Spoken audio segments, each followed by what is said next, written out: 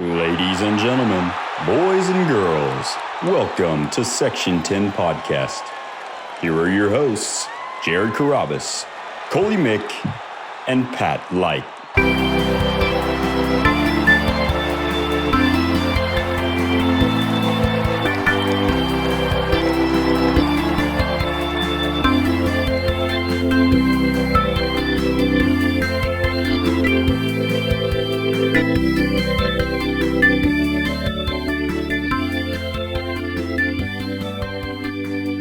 What's up? Welcome back to the Section 10 Podcast, episode 446, presented by Barstool Sports. It is the home of your soon-to-be 2022 World Series champion, Boston Red Sox. My name is Jared Carabas, and I am a certified G and a bona fide stud, and you can't teach that. And this right here, this is Coley Mick, and he's 7 foot tall, and you can't teach that. Bada boom. Realest guys in the room. Gary, how you doing? What up? What up? Section 10 in the building. In the motherfucking building. With no presenting sponsor this week, because technically we're supposed to be off. They told us, hey, no ads. Every show across the board, hey, no ads. So you guys don't have to do a show this week. Not only were we told by Barstool Sports that we're off this week, no ads, don't worry about it.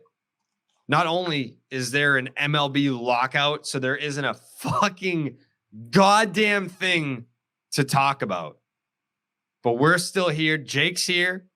Coley's here. Coley's here. I'm here. And Jake's here. A whole squad. Everyone's here on time. Definitely not 40 fucking minutes after we handpicked a specific time to start. We're all here to bring you content because that, you know what? We're not abandoning each other. And I'm sure it's frustrating as a Red Sox fan to be like, yeah, I want to listen to my favorite Red Sox podcast and get all my Red Sox updates in the offseason, news and notes and rumors and whispers and all that shit. It's just not happening. There aren't any. We could just do no show. We could just not show up. Mm-hmm. We could just simply not appear on the program without any warning. We could do that. But me and Coley and Jake, we're not going to do that. Under any circumstances, would we just never not show up for the listeners?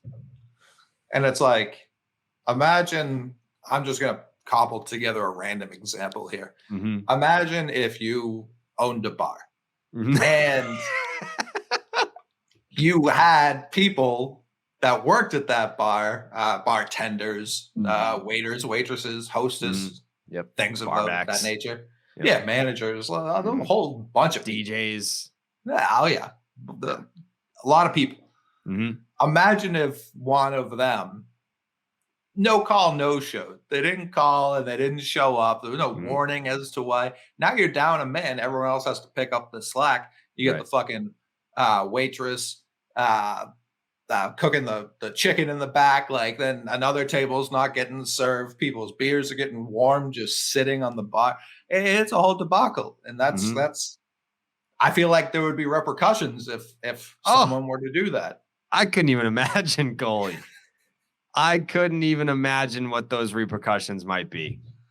You know, I think the craziest part is like, say I was an employee, right? Or say let's call it a team, right? It's a sport. Mm-hmm. Let's say we're like a local club hockey squad. Okay. All right. And we've got like the star defenseman is like, we're all having this conversation. Hey, when do you guys want to practice tomorrow? And you know, there's a couple of other guys in the team that are like, hey, you know what?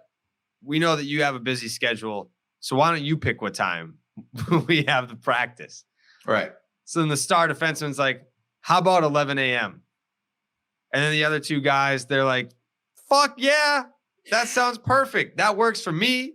That works for him. It works for everyone. It's definitely going to work for you because you picked the time. But Right. that was a time that you were like, hey guys, we got to fucking do this at 11 to accommodate me. So I totally see, like, it would be an issue, right? If not only it would be bad if someone didn't show up for the practice at 11 a.m. It's even worse if you're the guy that handpicked the time for the practice, you know?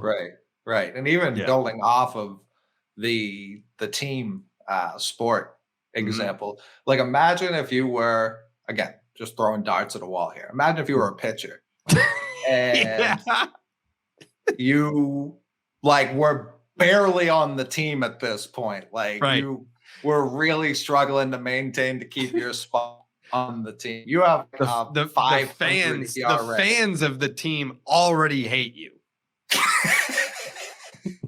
They've put the last time you were on the mound, you got booed off the mound. Right. Sarcastic cheers when you throw a pitch anywhere near the plate. Yep. And then the manager is like, you've got one more chance. We're giving you the ball tomorrow. Yeah. The game starts at 11. Are you Not only ready? that, Yes, Coley. The manager is like, what time do you want both teams to get here to accommodate you so that you're at your peak performance in this make or break start where you have to do well? And he's like, 11 a.m., sir. And he's like, all right, we'll make sure that the fans are here. We'll make sure that we've got umpires. We'll make sure that the field is upkept. Both teams are going to be here. The vendors are going to be here. The parking lot attendants are going to be here. You got the ball. You're center stage. Good luck. Yeah, or else you're in fucking Minnesota.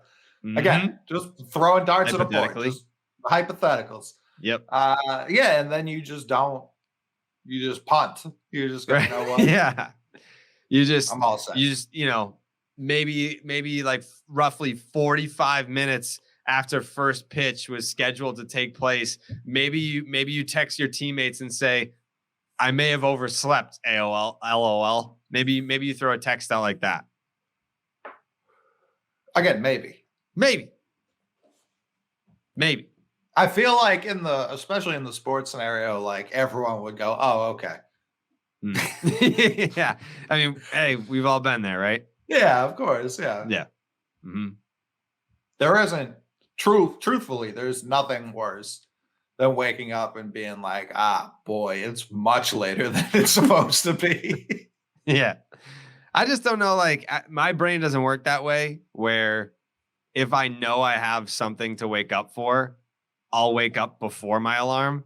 Right. And if I know I have something to wake up for where like all the pressure's on me to wake up and be on time for this and be there for it, especially if like I'm the one that organized the thing that everyone else has to be there for, like everyone else is like working their day around the time that I picked, then I'll just wake up sporadically throughout the night because I'm like, oh my God, it's 7 a.m. Like, is 11 a.m. yet? No, 7. All right, then you go back to sleep. You wake up at 8:30. You're like, oh shit, is it 11? No. But that's just because I care a lot. That's just because like I'm putting my heart and soul and everything I have into projects like Section 10. Yeah, I mean, my brain will prioritize. So it really tells me if I oversleep for something, I really don't care about this thing. Right. Yeah.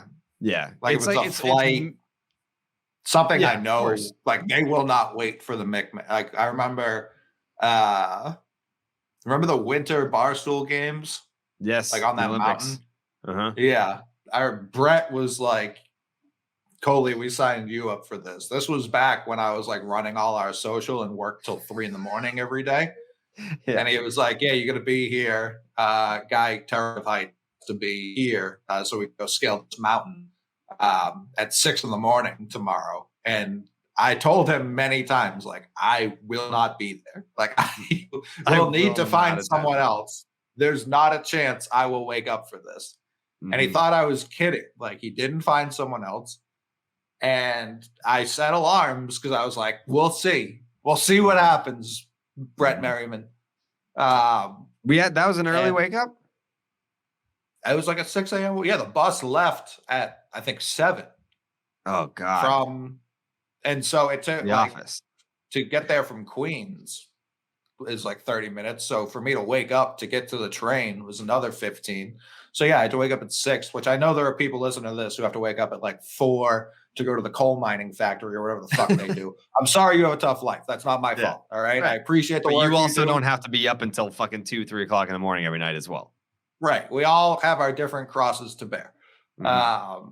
And I set my alarm for 5. I think I set one for 5:30, one for 6. And I just woke up at 8:30 to a call from Brett Merriman. Like, you almost here? And I was like, fuck no. Like, this call woke me up. Like, no, I'm not almost there, Brett. I was actually stunned that I'm not a morning person at all. But now that you mentioned the bus and having to get there early, I do remember it. But looking back on watching the videos of it, I don't remember it being like a miserable day. Oh, I'm sure it was a delightful day. I feel like Trent did something funny. But what's very ironic about you bringing up being a morning person, someone on this show is loudly professed to be a morning person. They may have also overslept today for the 11 o'clock show. That is, I mean, for me to have no issue getting up, I showered this morning. I went to go get a coffee and was still on time for the 11 a.m. recording of the Section 10 podcast, America's most beloved podcast. I was on time for that. There's a lot of uncertainty with this show. Do we have another guy? Is there another episode after this? Ton of uncertainty. I mean, that's another question that I would love the answer to. That's the elephant in the room. Is this the last episode of Section 10 ever? I would say no. Okay.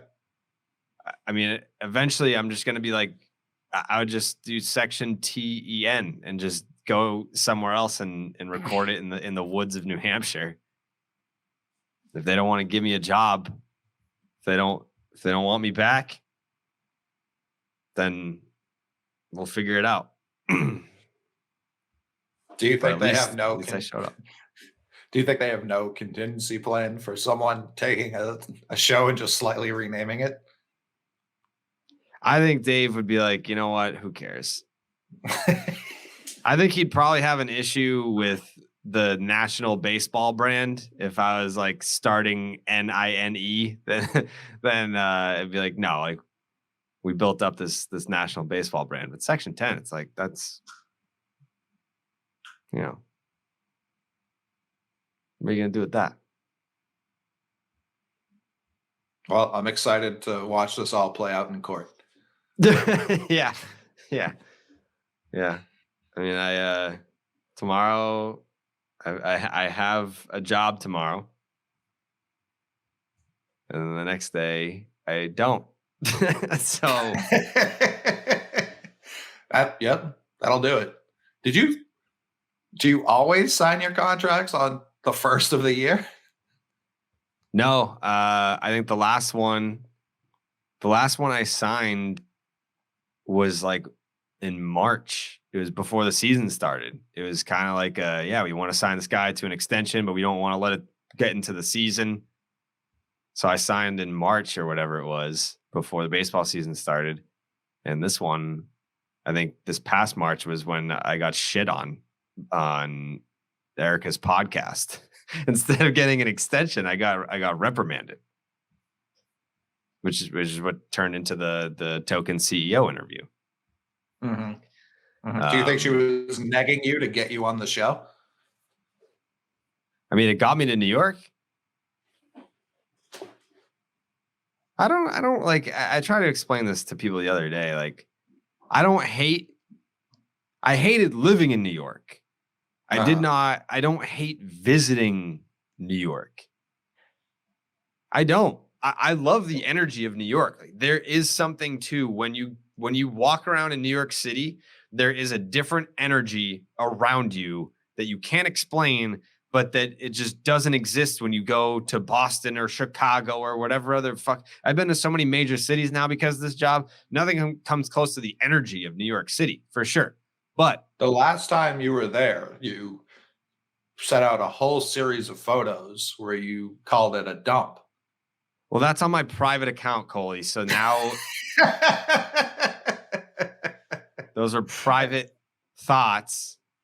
It says New York City is a shithole fit collection was the caption. And it was every outfit that I wore when I was in New York, which is still true. It is a shithole, but that doesn't mean that I can't enjoy it in small doses. I would not want to. Part of the big reason why I think it's a shithole is because if you wanted to live there, you're agreeing to essentially live in a prison cell. Unless you're Dave Portnoy and you have a whole floor to yourself. I mean, if you're just working a regular ass job and you're trying to get by, I think I paid $3,000 a month and it was a prison cell that I was living in. And that's because you wanted to live within relative walking distance to the office. And I still Ubered. Right. That was a choice.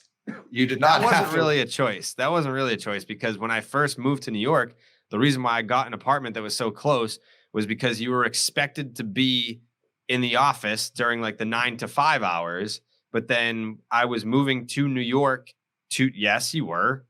You definitely got yelled at. Yes, you were. If you were not like, if 10 to 6, whatever, like 10. You were expected to be there during like the daytime. I think 10's a big difference than 9, especially when you're you know what I commute. mean. Like I meant like business hours. You were supposed to be there during the day, in the morning, and then in the afternoon. And when I originally moved there, because Starting 9 was a digital show that we did every night at 11 p.m. So I was going to be there essentially 10 a.m. to fucking 6 p.m. And then if I wanted to go work out and shower and come back, like I needed my place to be close because I had to be there from fucking 11 till 1 o'clock in the morning. Like I lived there. So that's why like my apartment was essentially like a fucking clubhouse more than it was an apartment. Like that first year that I was there, I was in the office all day, every day. How long was Starting 9 at 11? That whole 2017. And then I think we switched it up. Like 2018 was when we started to experiment with like, do we do it at night? Do we do it during the day? Because 2017 is when we had highlights. 2018 is when Barstool was like, we're not paying for highlights anymore. So now it's a flip book show instead of a highlight show. And that's when it was like, all right, if we don't have the highlights, then we can just throw still images up there and we can do it during the day or we can do it in the afternoon or whatever. It doesn't matter. We don't have highlights. So, but that first year, it was 11 p.m. fucking Eastern Standard, prime time.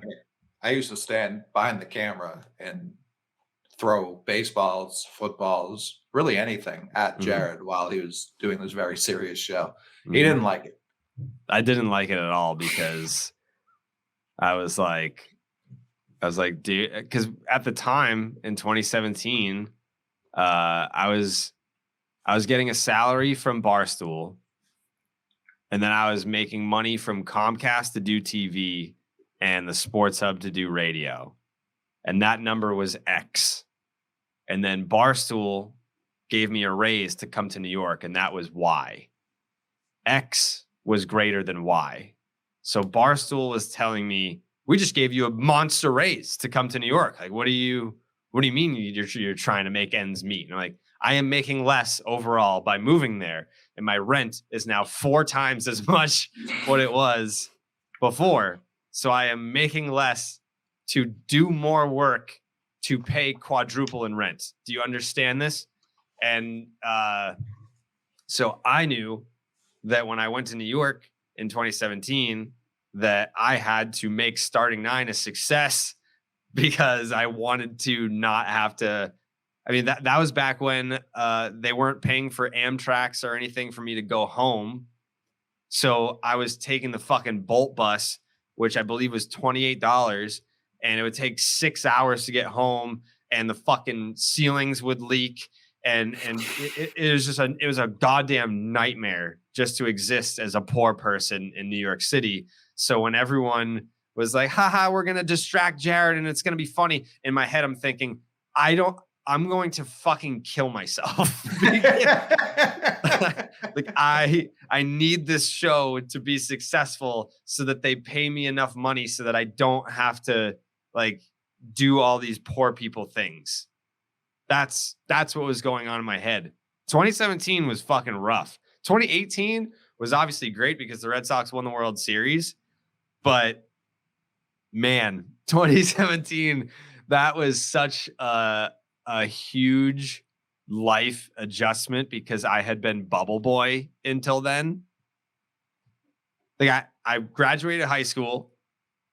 I started working at a t-shirt printing company where it was just me, my boss, and one other person in a warehouse. And then I was going to night school with all like 50-year-olds who were going back to get a second degree. So I didn't make any friends there. And then I worked at a fake chewing tobacco company where it was me, my other friend, and this guy, Sonny, that was like fucking 60 years old. So then it went from those experiences to just getting thrown into the Barstool office where all this attention is on you. And I was bubble boy. I didn't know how to interact socially with people. I still don't. I'm still bad at it. But back then I was way worse. Significantly worse. Most of the attention, to be fair, was from me. I don't believe that to be true. I mean, when you're someone that is a natural introvert, I don't want to use the word shy, but definitely did not like the attention being on me. And then it's like, all right, your future is riding on the success of this digital show, or at least that's how it was positioned to me. Like, if you're going to make it to the big time, kid, this Starting Nine show is going to be the #1 digital fucking baseball show in the world. And then to go from that kind of expectation to there were no studios like we have in the new office. So right. I would be doing Starting Nine in the middle of the fucking workday, in the middle of the office. Everyone's trying to work and everyone's got their headphones in. They're writing their blogs, and you're just in the office with a fuck ton of your peers and coworkers. And you're like, all right, go. Like, there's no privacy screen. Like, think about that. like how my brain operates. Like, I love when I'm doing Section 10 now because I'm just sitting here in my apartment, like, and no one's here, no one's looking at this. But now I can do shit like that. Like, it doesn't bother me. Like, when we do like Call Him Poppy, and like when we did A-Rod, it was like, all right, I'm sitting next to David Ortiz, holy shit, across from Alex Rodriguez, holy shit, and then A-Rod's got his whole team beyond the cameras, and like I can do that no problem now. But back when I first moved to New York, fuck no. That was my literal nightmare. That was my nightmare having to do that. I don't know how we got on this. You were misinterpreting my intentions, clearly. You were trying to keep it loose. Yeah. I was trying to deliver like a Martin Scorsese film. Yeah, you were Walter Cronkite delivering like we just dropped the bomb on Hiroshima. Like, that was you every night. And I was like, you've got Dallas Braden and Brian Wilson, people forget, on the other side of this camera. Like, this is not the time to be super serious buzz cut military boy. This is the time to let it loose. Yeah. And so, I would pump fake throwing whatever item I could get my hands on at Jared for the entirety of the show. He did not like it. I hate it. But when people got loud, that I would yell at them when they got loud. That was the other thing too, is like you're trying to do a show and people just did not give a flying fuck. No, like that's why when you said people were trying to work, like, no, they weren't. It was always extremely loud. No one was working. Yeah. Like trying to do a show while getting heckled. Like, imagine trying to, like, already being nervous that you have to do and perform and execute this show. And now you're getting heckled essentially by your peers who at that point were still new people to me. you know, like I knew some people. I didn't know everyone all that well. So that my life has been trial by fire for quite some time. Jared's also conveniently leaving out. He got a standing ovation at the end of every episode. Yeah, I did. Yeah. Yeah. I deserved it. Yeah, and you hated that too. Did I? Yeah. Well, because you were still pissing everyone for making the show so difficult. And then you were like, fuck these people giving me a standing ovation. I mean, that was hard. It was hard to move to New York City with the expectations of that show. That show's success kind of dictates your career moving forward, and then getting heckled during the show, and still not. I didn't break focus. That's because my mind is a steel trap. He was the most rattled human being on the planet during those shows. No, I didn't break. Oh, you absolutely broke several times. There was one time. I probably have. There's one video where I'm like, shut the fuck up. Yep, that's exactly what I'm thinking of. And I was not joking.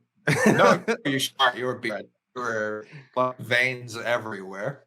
Yeah. And you look like a porn cock, like just veiny, angry. Do I still have that video on my phone? I feel like I don't. Might be on Twitter somewhere. It's definitely posted somewhere. Wait, that would have been what, 2017? I don't know that I have like any clips from that show like saved in my phone. But there's like a face. You finished a rant and then just kept talking, but turned towards everyone in the room. Yeah, because and the video that I'm thinking of, Brian Wilson's face was like he was like shocked. Yeah, it was an incredible moment. Absolutely incredible. Fuck up. I know I have it on my Instagram now. I just gotta. I think we applauded when you told us to shut the fuck up. I don't know the answer to that. No, you blacked out. I definitely blacked out in a blind rage. It's very. All right, now I'm in 2018. It's got to be around here somewhere. 2018. And then you're like, shut the fuck up. And then you just look back at the camera and you're like, Jesus fucking Christ, these people. Yeah. I think at that point I was like, yeah, maybe that was a little extreme. Well, I think if I remember the temperature of the office, people were like, I think we were genuinely heckling you at that point. Yeah. Like it wasn't just a loud office. I think it was directed at you. I gotta find that video. Is this it? No.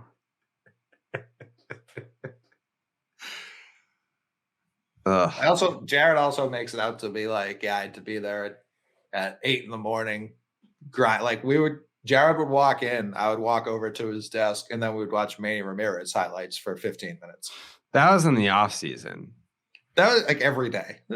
I know for a fact that was in the off season because I'd like tweeted about it. I used to keep the off season diary. It was like off season day X, off season day Y. Where the fuck? I don't know. I don't know where it is. That sucks because it's a very funny video. Yeah, it is. I think you told us to shut the fuck up. We cheered.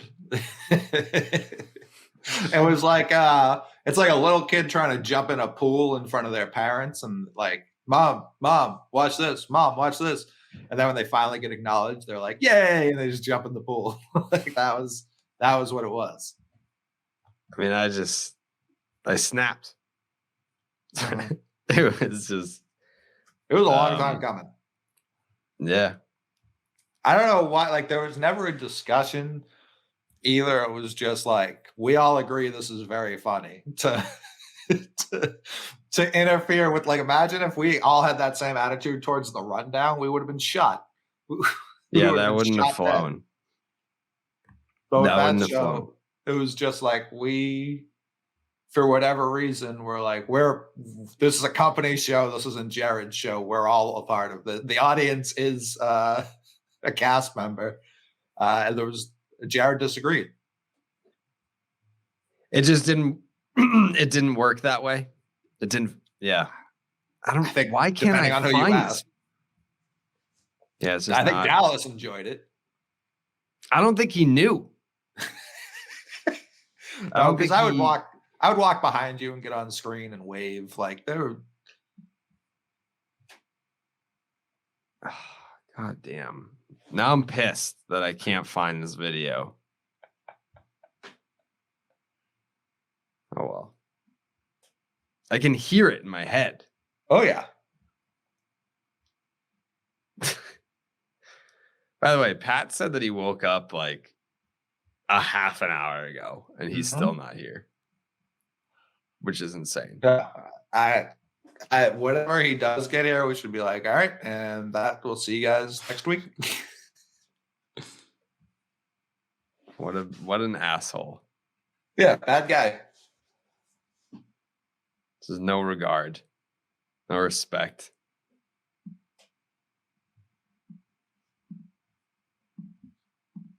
I give up. I give up trying to find this video. I'll look for it. I'll have Jake add it in if we can find it. Yeah, I know it's out there. I'll find it. I'm usually good at like finding like the keywords that I know that I have like a tweet talking about like the face that Brian Wilson made when I said it, but yeah, I'll go back and find it. Welcome back to Starting Nine, and just a quick little reminder, I fucking hate doing this show in the middle of a workday because you got fucking Coley, you got Robbie, you got Frankie. All I get is people yelling at me when I'm trying to do the show. We're going to start this show with some rumors. Can we get you guys to shut the fuck up? That'd be awesome. Jesus Christ. Shut the fuck up. Anyways, Red Sox news and updates. There's a lot of it. Yeah.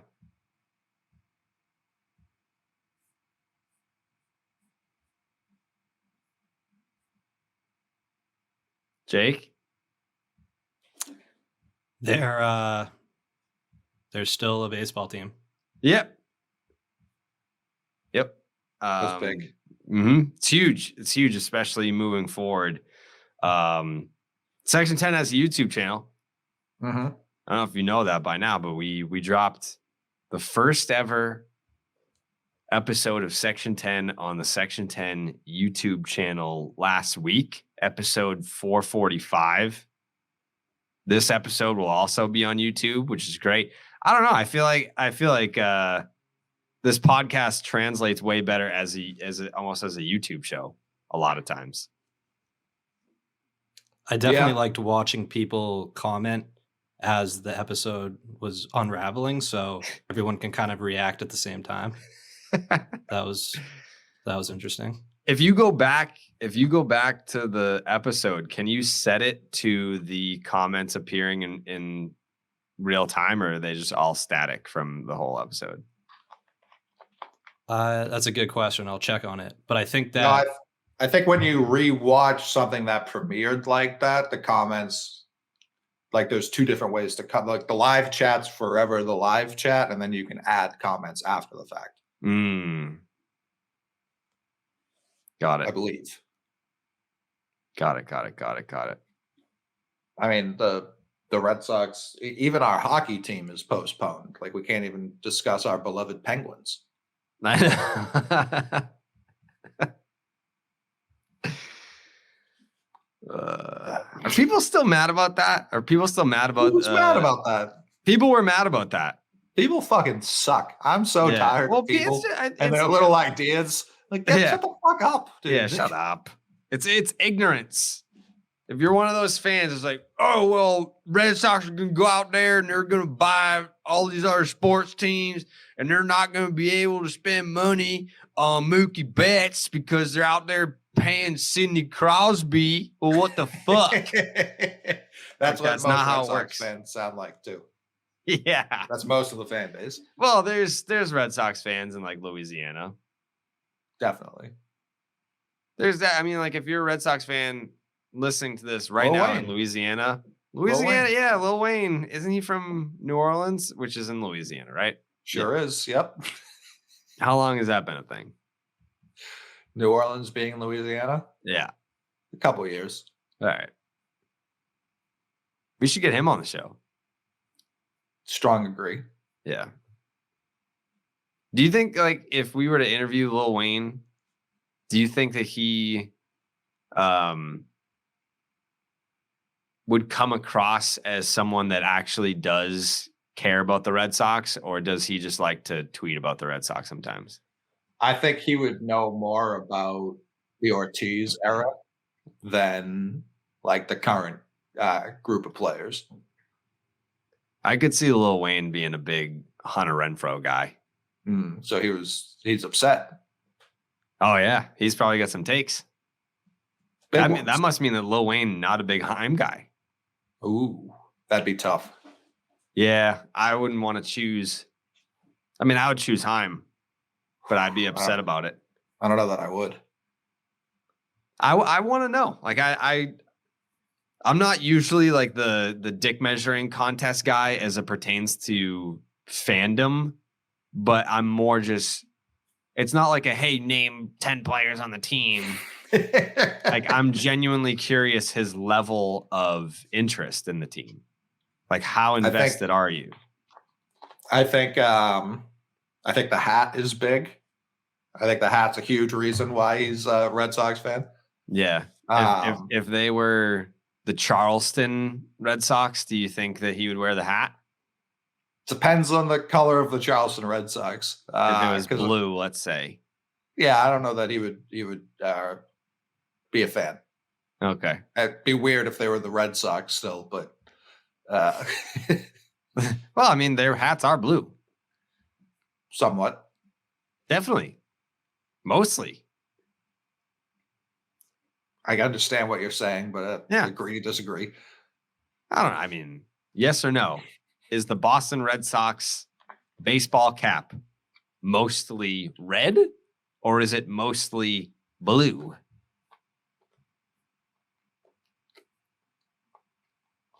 Is Navy? I feel The like answer to calling the Navy. question is I feel like calling blue, Navy a blue at this point is really pushing the boundaries. but it's navy blue. It sure is.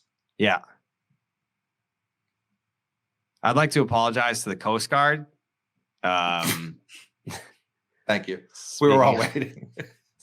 Speaking of Navy, the Coast Guard caught a ricochet shot a couple episodes back when I was talking about joining the Marines, and I was like, it's not like I joined the fucking Coast Guard or something. So sorry. Did you get pressure from the CGs out there? Just a couple of fellas being like, damn, I'm a Red Sox fan that's in the Coast Guard right now. Didn't expect to catch a stray today. I was like, well, They're just out there trying to guard the coast and fucking Jerry torpedoes over here, just lobbing bombs. yeah. I mean, I didn't mean anything by it, but You definitely don't lie to the Coast Guard. No, I didn't mean it as a slight, but I think we can all objectively agree that if we were to take the branches of the military and equated them to level of difficulty in a video game, that the Coast Guard would not be expert. No, I've got them all ranked the same. Well, that's just not true. Because if that were true, everyone would just be a Marine. No, some people like the coast, and Yeah, they some wanna people guard just it. like the hey. Some people just like the coast, Coley. You better keep your ass away from the coast. They're not going to guard me at all. Yeah, you move inland, pal. You can. This is what I didn't want. I wanted to apologize, and now a rivalry is developing between me and the Coast Guard. That's not what I wanted at all. You said they were fucking easy mode. I didn't say that. It was inferred. I just said that it wasn't expert mode. I think they're all expert mode. I've done none of them. I'm not a troop. I respect all of them equally. All right. That's how I feel too. This is video now. They're going to see that head move he did. Yeah, that's how I feel. I feel like they're definitely all equally. I can't wait till you try and walk to the coast like shit's sweet. And they just rain fire down on your ass. Yeah. Well, Jared's gonna be cruising around in his new boat and break down. Yeah. Try and radio the Coast Guard. They're gonna be like, "Oh, is this Jerry? Yeah, you can go fuck yourself, pal. You're Kuwait's problem." That would suck. That would suck if it came back to bite me because I really had nothing to gain there. None. You're just taking shots at the Coast Guard. Like, you know, who else did that? Hitler and his U-boats. That's you and Hitler are the same guy in the Coast Guard's eyes. He didn't like the Coast Guard?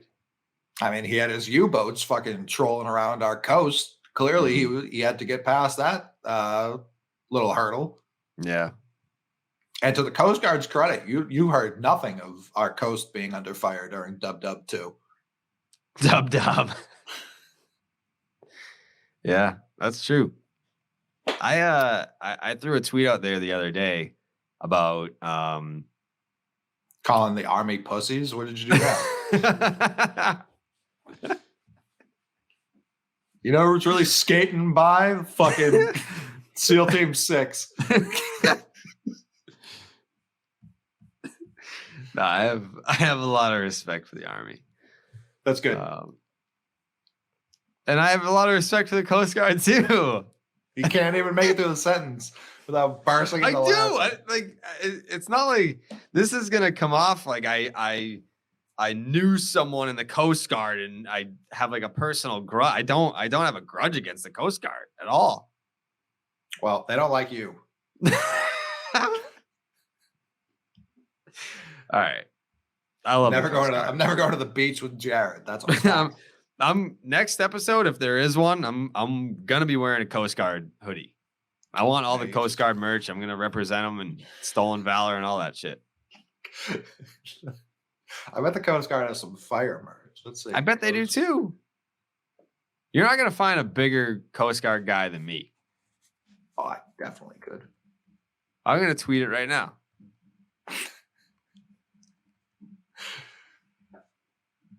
All right, I'm going to tweet it right now. I love the Coast Guard. I love the Coast Guard. Oh yeah, they got some heat. Do they? Shit. Yeah, they've got this absolutely incredible Christmas sweater. Do they? Unbelievable. I might put this in the Barstool store next fucking Christmas. Next Black Friday. Look at this thing. This thing is sweet. Oh, look at that. This thing's unbelievable. What does it say? U.S. Coast Guard? Yeah. They got Santa Claus. Just look at how safe he feels with the Coast Guard just under him. Coast Guard. I don't know who was out for a Christmas Eve swim that they have to go save, but they're on it. They're on the fucking money. I just this tweeted guy it. is safe. I love the U.S. Coast Guard. I have to I love them. That's honestly, at this point, probably my favorite branch of the military. Do you have a favorite branch?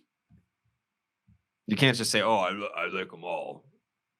I mean, I've already said that several times, and I respect them all equally. To pick a favorite when they're all after the same common goal to keep us safe, so that we can sit here and do this little talky talk show. Yeah, I mean, how could I pick favorites? My uncle was in the Marines. My grandfathers were both in the Army, and my other uncle was in the Navy. So it's hard for me to pick when when my family's been so represented in all areas. I'm getting all kinds of love from the tweets from Coast Guard people. The Guardians? Yep. The Guardians of the Coast. Whoa. Someone's cell phone is near thing. I just took mine out, so it could be me, but it's not. I wouldn't say me. Do you have a BlackBerry? Yeah, that's me. I feel like you would be one of those guys. It's like, nah, my BlackBerry has too many. What's the fucking word? Sentimental value. That's me. Are you a sentimental value guy, Coley? Oh, big time, but not about. What's the most irrational? I'm gonna keep this because of sentimental value item that you have. I still have the wrapper from the condom when I lost my virginity. It's behind. I don't want to know. I don't want to know where it is. It's behind my Pokey Reese framed autograph. I don't know. Like I try not to hoard things. Like growing up, my father was a pack rat and a half. Like our basement was inoperable. You could not walk around down there because he just had everything he had ever had. Mm-hmm. So I try not to hoard like that. I don't know. Makes me seem like I'm not sentimental, not having anything. I have my original lock of hair that was cut, my first haircut. My father saved that. I think I kept that. I have. Remember when kids, because we're the same age. Yeah. Remember when in like elementary school, did kids have ponies or like rat tails? Rat tails, yeah. No one ever had a full pony. Like I went to Catholic school, so you really couldn't have long hair. Whatever happened to that trend? Like kids now don't have rat tails. No. I think everyone agreed they were disgusting. I had a rat tail and I never wanted to get rid of it. And then my mom was finally just like, no, this needs to go. And we cut it, but we put it, I didn't keep it in an elastic. I think we put it in the elastic to cut it. So we cut my rat tail and I'm 95% sure we still have it somewhere. I don't know where it is, but it's somewhere. We kept it. On, I think it was my 16th birthday, maybe 18. My father gave me that lock of hair and my umbilical cord, which was a wild move. I guess it was. I think he said it was an Italian tradition to like have the person throw out their own umbilical cord. What? Yeah, when you turn a certain age, you're supposed to throw out your umbilical cord. It was something along those lines. It was a long time ago. Throw it where? That he wasn't very specific. Out. Like in the garbage disposal? Not necessarily disposal. I don't know how long a tradition could be a tradition if they're using somewhat modern technology. Yeah. Well, I mean, I didn't think that it originated with the garbage disposal, but like no, probably over originated time, with I'm eating sure. it or something. Yeah. But I didn't do that either. Fuck that. Yeah. I mean, I think, what is it? Machine Gun Kelly wears Coulson. a necklace that Colson Baker wears a necklace with Megan Fox's blood in it. I kind of like that. Probably. I mean, that's appropriating Billy Bob Thornton, Angelina Jolie culture for my liking. They're not like, they didn't invent that. I'm not saying that they invented it, but it's the first time that I've heard of it. I know Billy Bob and Angelina Jolie did some weird ass shit. I remember, what did they did? They did like a red carpet interview at the VMAs, and Billy Bob was like, "Well, we had sex in the car on the way over here." Blah blah blah. They had very brother sister vibes to them, which is weird that you could do that to Angelina Jolie. I think she's beautiful, but he like very much white trashed her. I think it's because his name's Billy Bob. Yeah, Billy Bob doesn't help. It was like if his name was like Max, it's different. It was like no, because it was there. He's had like gray hair since he was like 9. I feel like so it had very much like uncle like niece vibes. Like it was a very creepy relationship. I How old got. was she then? That's a good question. I'm so bad with ages, especially back in time. I think I'm better. My gauge is better now, but like if you were to ask me like how old was Marilyn Monroe in like a certain time period, I'm like, I don't know. She could be 38, she could be 24. I have no fucking idea. Well, especially back then, everyone who was in their 20s looked like they were 50 years old. If you just Google Billy Bob Thornton, the first 4 pictures that come up are still with Angelina Jolie, and that was like 20 years ago.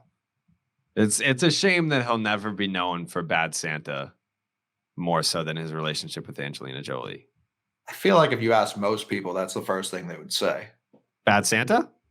If you were just like trying to what is Billy Bob Thornton most known for? Right. Or like when you think of Billy Bob Thornton, what's the first thing you think of? I think most people I think I would have said Angelina Jolie if we're being honest. Really? Yeah. Interesting. Yeah. And I love Bad Santa. I think the top 4 in some order would be Bad Santa, Angelina Jolie. What's Any Given Sunday? Is that what he's the coach in? No. Isn't that fucking So this can't who's fucking Scarface?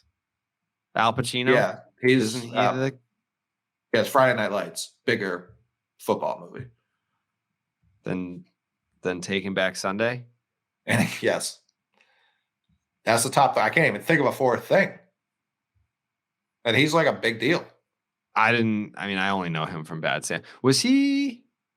He wasn't in Armageddon, right? No, he was. Yeah, he wasn't. Yeah. He was. He was. Yeah. What was his role? Was he one of the NASA people? He wasn't an astronaut. No, I think he was on the oil rig, wasn't he? I thought that he was one of the Dan Truman. I thought he was one of the like command center NASA people. That feels correct. It's cast. Yeah, no, he's wearing glasses. Yep. Everyone knows that. Don't wear glasses. The head of NASA.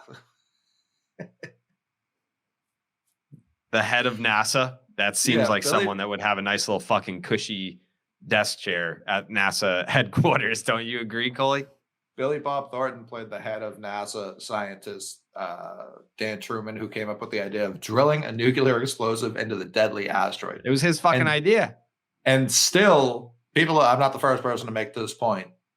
The fact that they trained oil riggers to become astronauts to drill rather than just train astronauts how to drill is one of the more insane ideas anyone's ever had. Well, it was Billy Bob Thornton's idea.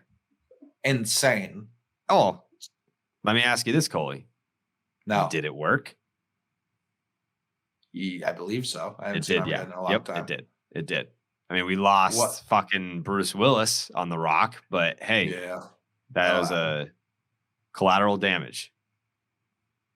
You lose one Bruce Willis to save an entire world. I'm going to take that exchange, especially because isn't Bruce Willis a little bit of a weirdo these days? Who among us isn't a little weird? Yeah, I guess. Yeah, I've heard like very strange stories from people that would not lie about this. Yeah. That's why I was interviewing. Actually, you know what? I can't even say it because who knows if season 2 of Call Him Poppy is ever going to come out. Yeah. Who knows? Have you ever heard Affleck do the commentary to Armageddon? No, but that seems cool. It's incredible. He hates that movie. He hates it? The way he talks about it, he was like, look at this stupid. I think he's the one who makes the point about the astronauts. Oh, yeah. I mean, it's a good point. It's way more suspenseful when you send up the oil riggers, though. Definitely.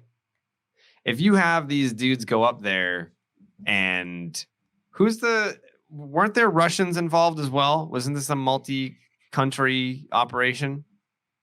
I think there was a Russian involved. Yeah.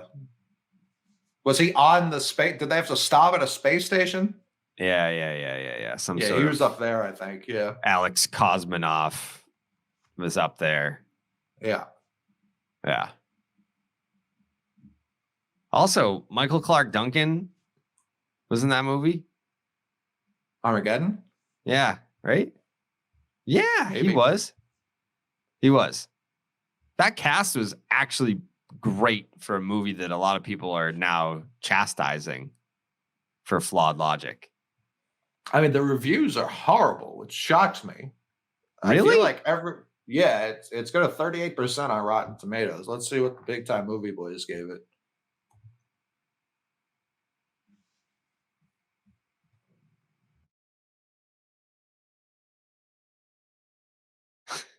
And I know how to spell Armageddon. Oh man, don't even. There it is. Don't even ask. It's not buttered. Not great. Jeff gave it a 54. Ken Jack a 52. Audience average score of 53. It made $500 million in the box office. $500 million? Yeah, in 1998. Okay. IMDb gives it a 6.7 out of 10. That's the highest score on any of the ranking sites. Well, all right. Now I'm upset. Jared, Jake, you never have seen this film. Jared, you've seen Blank Check, right? Yeah. A great movie. Are you about to tell me that the reviews were not good? Buddy, guess what the movierankings.net score on this thing is? Out of 100. Is movierankings.net Jeff DeLow and Ken Jack? The very same. I feel like the average is probably like a 27 or something. 2.5. What? 2.5. Jeff out of 100? Ken Jack gave it a 2. Yeah, out of 100. What? Wait, hold on. Blank Check, that's the movie with Mr. McIntosh. The Macintosh, right? Yeah, Mr. McIntosh, yeah. And then his name, what's the kid's name? Oh, don't tell me. Give me Preston. Sorry. Preston what? It doesn't say here. Oh, I thought he had like a cool last name too. He might have. Preston sucks at the first name, so yeah. I'm sure there's some Prestons in the Coast Guard that are not happy about that. I respect their work. I hate their name. Okay. Blank Check was that's a great movie. Yeah, when I was like 8, and it was just like, oh shit, this kid's he just wrote a check to himself for $1 million, and the bank saw no problem with this. No. And then he like has sex with like a 24-year-old, like a very strange plot twist. But yeah, he had a water slide that went from his bedroom window to his pool, which ruled. Yeah, I mean, like Blank Check was the movie that kind of motivated me in life. Where it's like, all of this can be yours if you end up with $1 million. Right. That's all you needed. I don't know that if we were to go back and watch that movie that the assets that he had, the physical assets that he has, I don't know that $1 million gets you all that anymore. Well, not today, but $1994 maybe. Yeah. I don't know, what would you do with $1 million? Just one. Not like when people are like, all right, if you have $1 billion, I have unlimited money. I can do anything I want, buy this and buy that. Just $1 million in 2022. What does that get you? Not a ton, honestly. And investing it is not an option. You can't be like, well, I want to buy this business or I want to fucking buy these stocks. You've got to buy things. What do you buy? Yeah, I was going to say I would for sure put at least half of it into a dispensary if that was It's not an an option. option. No, No. I hear that it's not an option now. Not Can an I option. like pay off my mortgage or no? Yeah. Okay. Is that $1 million? No. Well, what's stupid is I'd pay off my mortgage and then probably use the rest for a down payment on another house. You would have 2 houses? Like a vacation house, yeah. Where would your vacation house be? Probably more north than Maine. You're an asshole. Just 2 hours more north. No, I don't know. It's like I have cars, I have a home. What more does a man need? I can't save any of it, so that's out of the window. That's my issue is you work hard to be able to make a ton of money, but it's like at some point it's like, all right, well, what am I gonna buy? I don't like. Do you see the type of shit that I spend money on? I have a WWE Championship belt that was $1,500. I have a cane mask right over there. It was $200. That's the type of stuff that I spend money on. Like everything that I need, I have. I have a car, have an apartment. I have great equipment for work, the studio, lights, everything. I have 10 fucking TVs on the floor above me. 10. Not on the floor. Not physically on the floor, no. They're on the That'd be a wall. terrible place for them. Mm-hmm. Unless it's not. What if I wanted to put TVs in the floor? Well, Maybe that's what I'm going to do. Yeah. I don't know. Like that movie's cool, but like, I don't know. Maybe I would put a slide. Like you just well, if you got a slide that went from your apartment window to where your car is parked. So I thought about that today, actually, because my garage parking at my apartment is every man for himself. So I was like, all right, if I walked into the office at this apartment building and I said, hey, name your price. Like, what can I do to put reserved for Jared Carabas on this spot? It's not even the best spot. It's just like space number, whatever. Like my lucky number. How much? Everyone's got a price. Right. I mean, like I'm already paying you to park in there. Like you're already making, like you're not going to make less money because I have reserved this spot. So what would it take for you to get some assholes in there to spray paint reserved on that spot? Now, knowing the animals that live in Saugus, do you think people would respect a reserved sign? Well, then that's the thing is that you would I would reserve the right to have their car towed anytime that they parked in my spot. And eventually they'll learn. Yeah. Because if they're parked in my spot, it's not like all the other spots are reserved. And it's like, oh, fuck, someone's in my spot. Now where am I going to park? It's like, I just park next to it and then tow their car. Right. So, yeah, which I always thought was weird that they don't have reserved spots in that garage. But I bet that there's a price, right? Has to be. Like, I want you to spray paint reserved on that spot.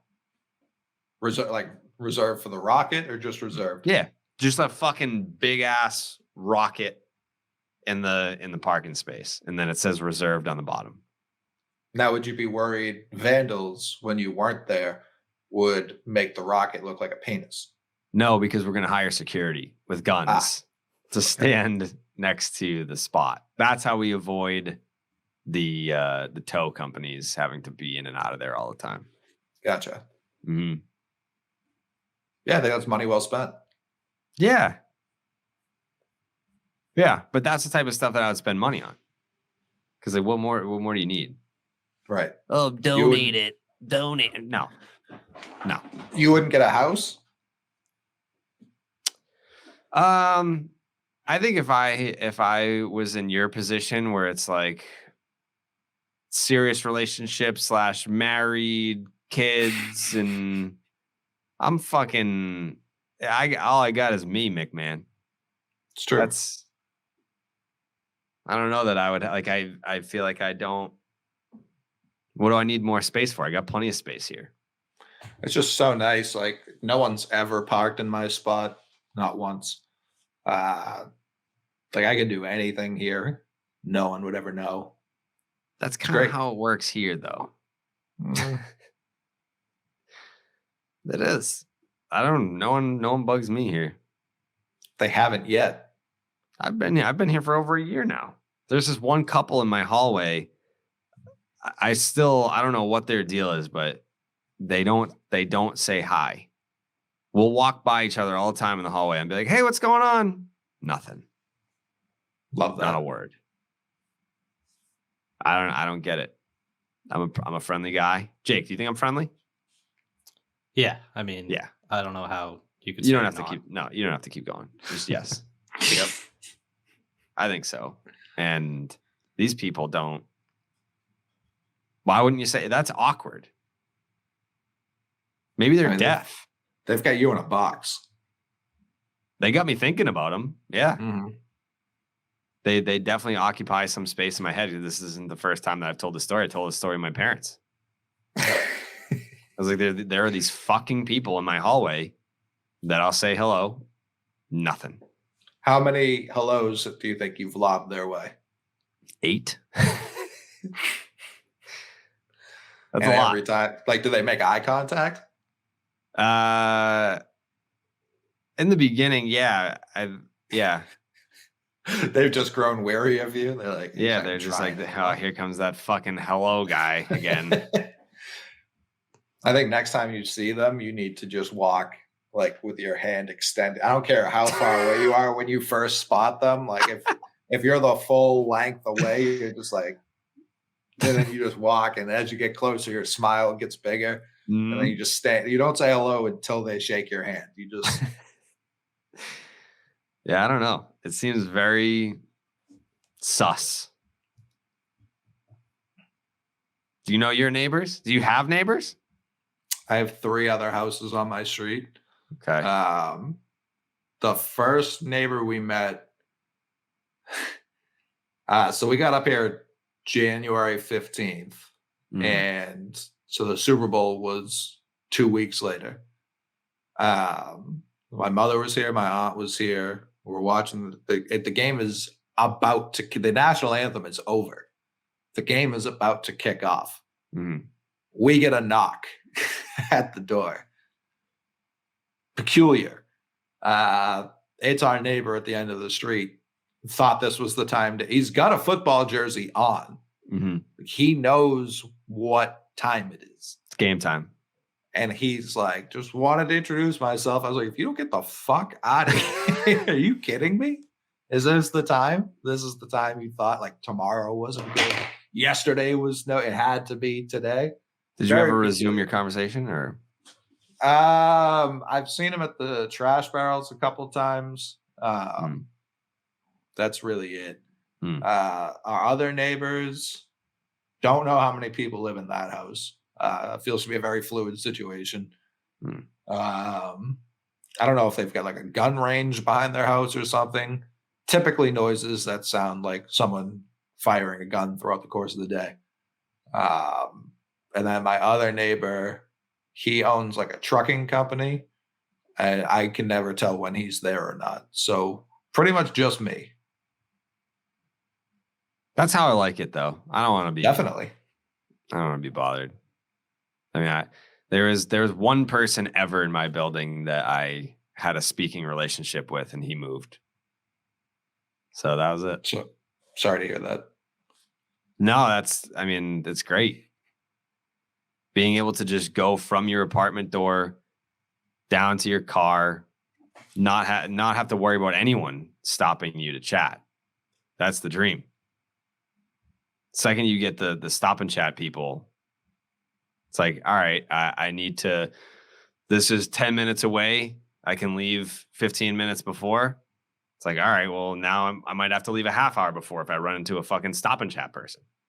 I don't have to factor that in. And you don't have a door guy. No. Would you say hello to that person if they were there? I was friends with all my doormen in New York. Yeah. You never came to my apartment. They would call me Rocket. I was never invited. I mean, you're not missing much. There's not a whole lot going on there. Yeah, I know one guy was a big Rocket guy, from what I've been told. Scott the doorman. Yeah. Yep, he was big time. Yep, it's him. Yep, big time. Did you know that? What was it? Kevin Millar, Clay Buchholz, John Lackey, and Jake Arrieta. They all live on the same street. No, that's a wild street. Yeah, they just. I think it goes like Millar, Buckholz, Lackey, somebody, then Arrieta. That's like their little cul-de-sac. Is this in Florida or Arizona? Texas. That wasn't one of the options. Yeah. What a street. Yeah. I'm guessing they're all pals. Big pals. Yeah, big time pals. Anytime there's like a UFC fight, they all congregate, and they're not all there's not a ton of overlap there. No, not at all, really. Like Millar was out of he played at the same time as Lackey, kind of, but how many times did they even? Buckholz and Lackey played together. Yeah, I mean, but again, very barely. Kevin Millar came back to throw at a first pitch as a member of the Orioles while Buckholz was with the Red Sox.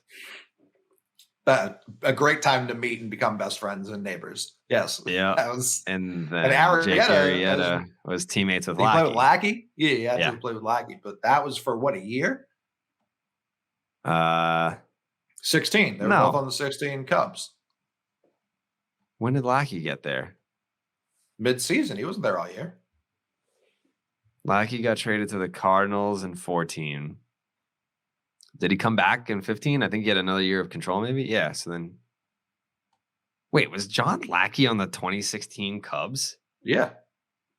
I don't remember him at all on that team. I remember he made 29 starts. God damn. John Lackey. So he was there way longer than I thought. And he was fucking good. Yeah, 3.35. He pitched 188 in the third innings, had a 3.35 ERA, and punched out 180 bats. It was probably the best season of his fucking life. I won't go that far, but yeah. Yeah, he was better the year before. And he had a third place Cy Young finish with the Angels in 2007. But that was back when they were like, oh, he almost won 20 games, Cy Young. I genuinely have zero recollection of him on this Cubs team. None. Yeah, I mean, I remember, the only things I remember about John Lackey with the Cubs were, I came here. I didn't come here for a haircut or something like that. You're right. And then there was another time that he basically implied that Eric Thames was taking steroids because Thames hit a home run off of him. That's fair. I would do that anytime anyone hit a home run off of me. I'd be like, oh, that was steroids, obviously. Yeah, obviously. His career earnings, $140.5 million. Good for Lack. I'm shocked it's that low. I mean, he really just got that one big deal at Boston, and that was back before they were giving stupid money out to pitchers. And people still thought that was a bad deal. Oh, it was terrible. I think wasn't it I don't want to say it was the biggest free agent contract ever for a pitcher, but it was something like that. It was the biggest free agent contract given to a pitcher in Red Sox history or something like that. I think at that time, yeah. I want to say it was 82.5. It was the same we gave fucking Pretty Ricky a few years later, wasn't it? It was the exact same deal. Yeah, but it didn't feel as big to Rick. Oh, it felt way bigger. We gave it to him Rick? before he ever. Yeah, we gave it to him before he had ever pitched an inning for us. People say that it's like, oh, we paid him before he pitched a single inning for us, and it's like, yeah, but it's not like he pitched for another fucking team. For sure, but I don't. It's not like he was like a virtual unknown. Like that's what you do to free agents. He just got traded, and then you traded for him, and then you paid him to stay. It was a tree agency, which doesn't always work. Is I guess people's point. Never works. Who do you think had?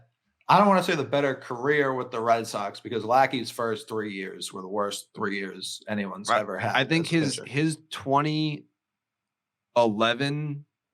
I think his 2011 season at the time, it was the highest ERA ever for a pitcher who threw as many innings as he did in baseball history. Correct. It was a 641. He threw 160 innings, 28 starts. And then he missed all of 2012, which I feel like gets pretty glossed over. But yeah, it came in 2010, awful. He had a 4.4 ERA, 14.11, just terrible. 2011, much worse. His ERA jumped 2 points. Almost the same amount of wins, which tells you a lot about wins. And then he shut down all of 2012. 2013, his record was the worst of his Red Sox career. It was 10-13, but he was 3.5. Like pretty good. That his record does not, which is kind of shocking. Like that 13 team was in first place, wire to wire, and like we know they were a good team, and he was 10-13 for some reason. And then the next year with us, he was 11-7 with a 3.6. So those 2 years, he was just like objectively really, really good. Like the guy we paid to come here. And he was really good in the playoffs, if I remember correctly. Where are his playoff numbers? Yeah, I mean, he went 3-1 that postseason. And he pitched some like nuts on the table type games where if you give up one run, the Red Sox probably lose. Right. Like, didn't he beat Justin Verlander in a 1-0 game? Yeah, I mean, I'm looking at that series. He pitched one game, he won it, he gave up 0 runs. So that sounds like the right game. Yeah. That was the one that Napoli hit the home run in the fucking trees. We have to get Napoli on. I can't believe he's never been on this podcast. So who do you think had the higher highs, Lackey or Porcello? I mean, Rick, like if you want to say that, like obviously Lackey had a tremendous 2013 postseason and he was very good during the regular season. Rick won a fucking Cy Young and a World Series. Yeah, sure. I think we all are. You're about to say that he didn't deserve that Cy Young award, Coley? Is that what you're about to say? When you just literally said they gave Cy Young to the guy who got the most wins, like you acted like that only happened 30 years ago. Like it happened in 2016. That's what happened. No, come on. His ERA was 3.15. That's pretty good. Rick Porcello was my Cy Young Award winner in 2016. The next year, he led the league in losses. Yeah, he was tired. For a 2-year span, he had 21 losses. Yeah. I mean, like, do you understand how much energy it takes to win a Cy Young Award at the highest level imaginable? Definitely. Guy was gassed. And then what did he do the year after that? Won a World Series. It was a big part. He was not a player that was just along for the ride in 2018. No, he was not. Certainly not along for the ride. Definitely not. 17-7 with a 4.3. Like he was where Lackey sucked was he was extremely unreliable throughout the length of his deal. You can't say that about Rick. Yeah, Rick was a net positive. Definitely. I'm certainly not a negative, but I think Lackey was a net positive. Just because the weight of his 2013. I mean, does the weight of his 2013 really outweigh the weight of the first 3 seasons where he was fucking garbage and or non-existent? Yeah, because I think the year he was non-existent was a positive. You're paying someone But they didn't have to. We got nothing. an extra year, which we Wait, what? leveraged because he missed that year. He got an extra year tacked on to that deal. Oh, right. Yeah, Which that is the was the whole language reason- in his contract. Yeah. And it was a 1 year, $1 million extension, which really sucked for him. But it leveraged it into that 18 World Series because it got back Joe Kelly. It got That's what back that extra Alan year Craig, which really is what launched this podcast. Correct. So again, I think you just made the case for Lackey over Rick. I can't make that case. I think you just did. I can't make that case. It's like, would you rather have a guy who, for 1 out of 4 years, can be a true workhorse ace, which he was during that World Series stretch, versus a guy who's like an above average number 3 for 5 years? You're talking about Rick? Yeah. I mean, honestly, I think Rick's biggest moments in the 18 playoff run were out of the bullpen, whereas Right. Lackey's were obviously as a starter. He Right. pitched in the clincher at Fenway. Like, that's pretty badass. And got walked off to a standing ovation. Walked off to a standing ovation, to which he was like, "Suck my big ass Texas balls," and we deserved it. I mean, Rick in the 18 postseason, great against the Yankees, 1-0. Horrible against Houston, 7.20 ERA over 2 games. And then the World Series, he was nails, 1.93. Only pitched 4 2/3. Feels like we could have tapped into him a little more than that. I guess, yeah, especially in the 18-inning game. Did he pitch in that game? No, he only pitched 1 game, and he started it in the World Series. So I don't. What did he start? Game 2? Doesn't say in front of me. He pitched 1 game. Well, because game 1, I think, was Sale, so it had to have been game 2. The Red Sox won the game, which is important. He game gave 2. up 1 run. He gave up a home run. Was that to Kemp, who hit a solo home run off him? Sale hit the one off. I mean, Kemp hit one off of Sale. Gotcha. So I don't know who hit the solo jack off. But he got into the 5th of a World Series game. That feels like a Herculean effort. Yeah. In modern times. I think both of them, you chalk both deals up as a win. I agree.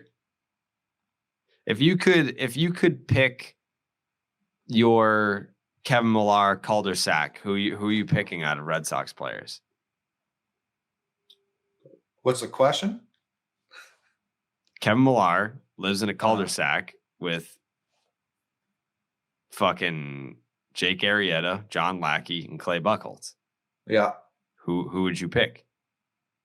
Who's your Clay, your Jake, and your Lack? Okay. I thought you were saying like I could only pick one of those players. That's why I was asking for clarification. No. Like, you want me to pick people I know or baseball? No, they have to be. I was going to say that would suck. Well, no, one of them needs to be a player who has absolutely no relation to be the Jake Arrieta. Like, someone who. Yeah, it's just like, I picked Pokey Reese, Mark Bellhorn, and Miguel Cairo. Need Cairo there. Yep, gotta have. So I'm Millar in this. You're Millar. Yep. Okay, I'm Millar. 2 pitchers. I think I'm picking. Don't have to be pitchers. Well, I'm trying to do it like a true 1-2. I guess it's going to be 3 pitchers. Yeah. I That'd think be interesting to do it as a connection where it's like you have a connection to guys in the 18 team and then figure out their connection elsewhere. I don't think Sale would want to be my neighbor based on our only interaction where he yelled at me. Yeah, he wasn't super fond. He didn't get what we were doing here. No.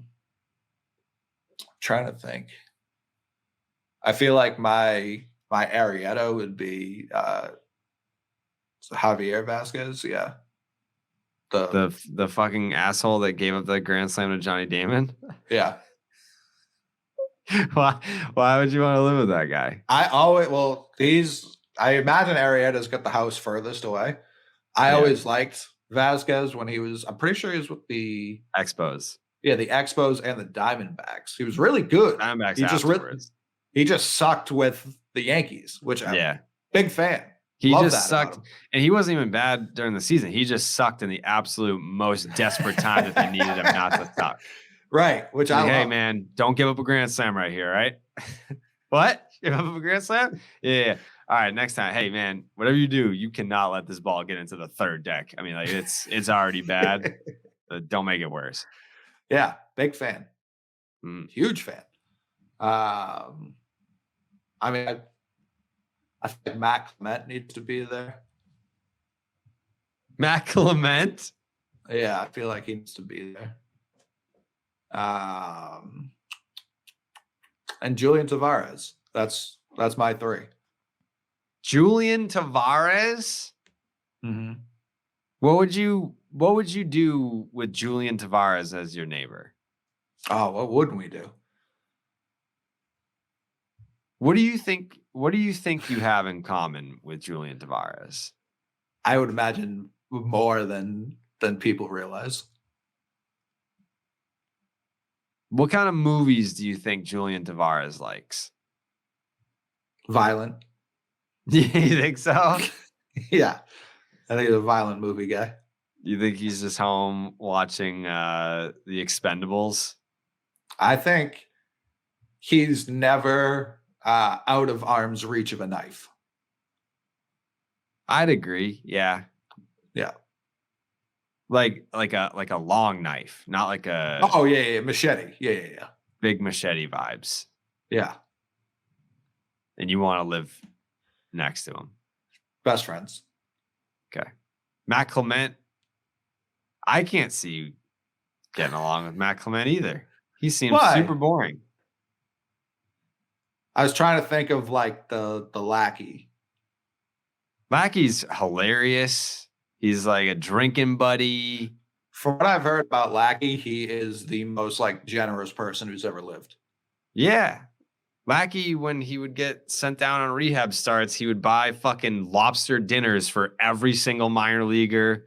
He buys suits for all the rookies so that they don't look like shit on the road. He's super generous.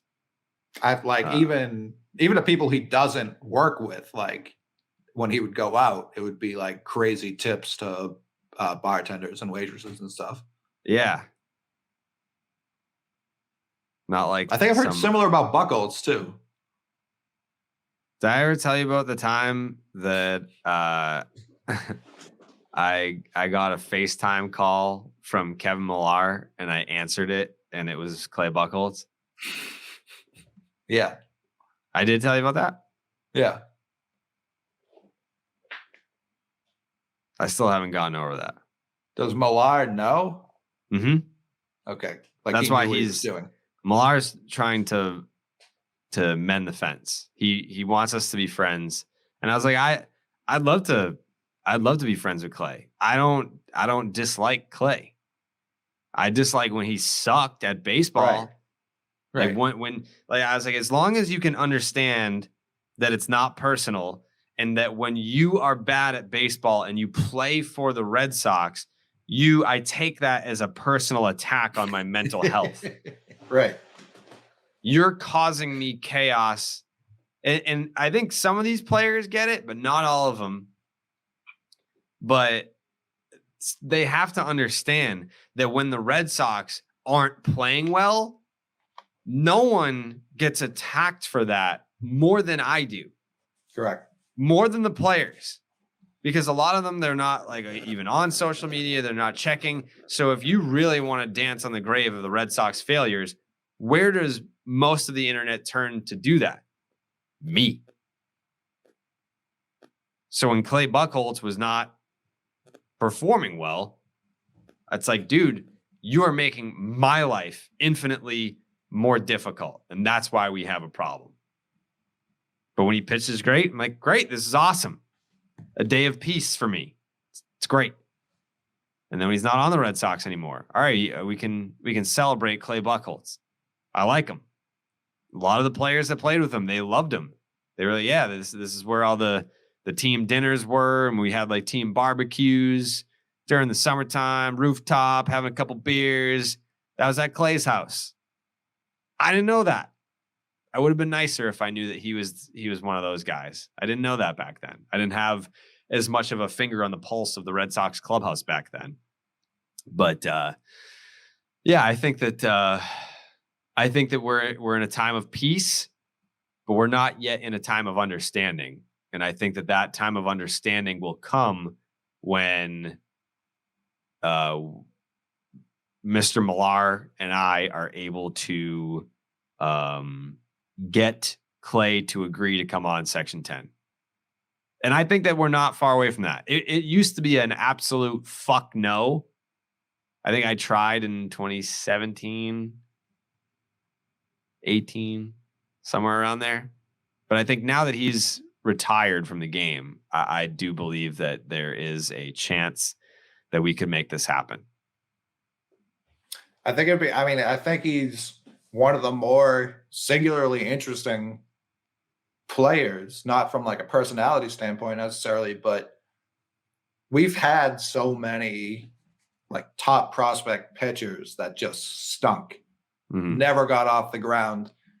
The reason he was so interesting is when he was on, he was a top flight pitcher. He was one of the best pitchers in the league.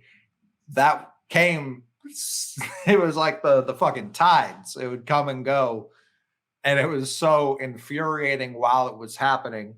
Everyone gave up, but it like when people gave up was a point of contention. I gave up a lot earlier than a lot of people. Some people held on for years, like up until his last start, people were holding on. I don't know that you did.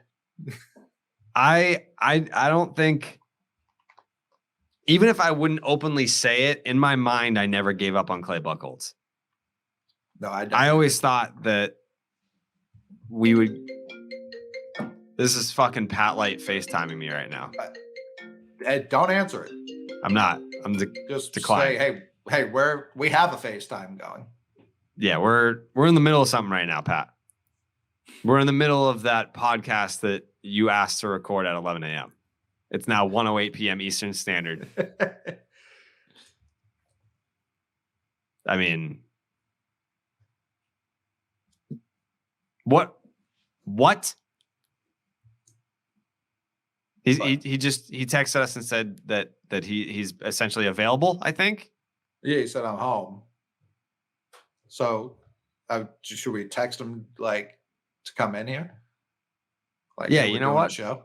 Yeah, be like, hey, we're in the middle of doing a show right now. Or can't really pick up FaceTime calls right now. We're in the middle of something.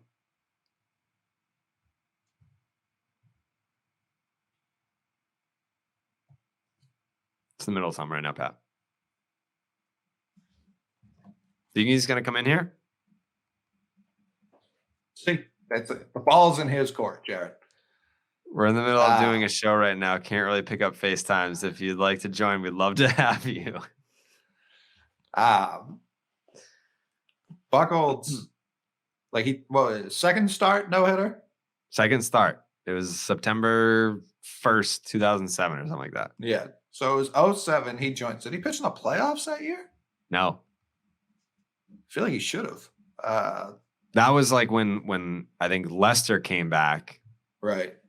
After the cancer, and no one was factoring him in to pitch in the playoffs, and he came back. But yeah, Buckholz, and then in 13 is when Buckholz was unbelievable.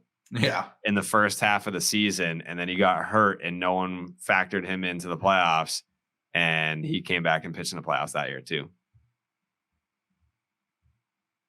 Yeah, he sure did. I mean, 4 starts in the playoffs. We're good.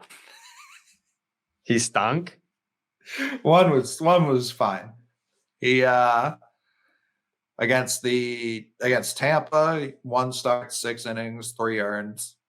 Against no decision, team won. They won all of his games. Oh, no, that's not true. That was the series result. I don't know what happened in his games. Against Tampa, 33 earned and 6 innings. He made 2 starts against Detroit, over 10 innings, 12 hits, 7 earned, 2 bombs, 5.91 ERA. Against St. Louis, 4 innings, 1 start, 3 hits, no earned runs.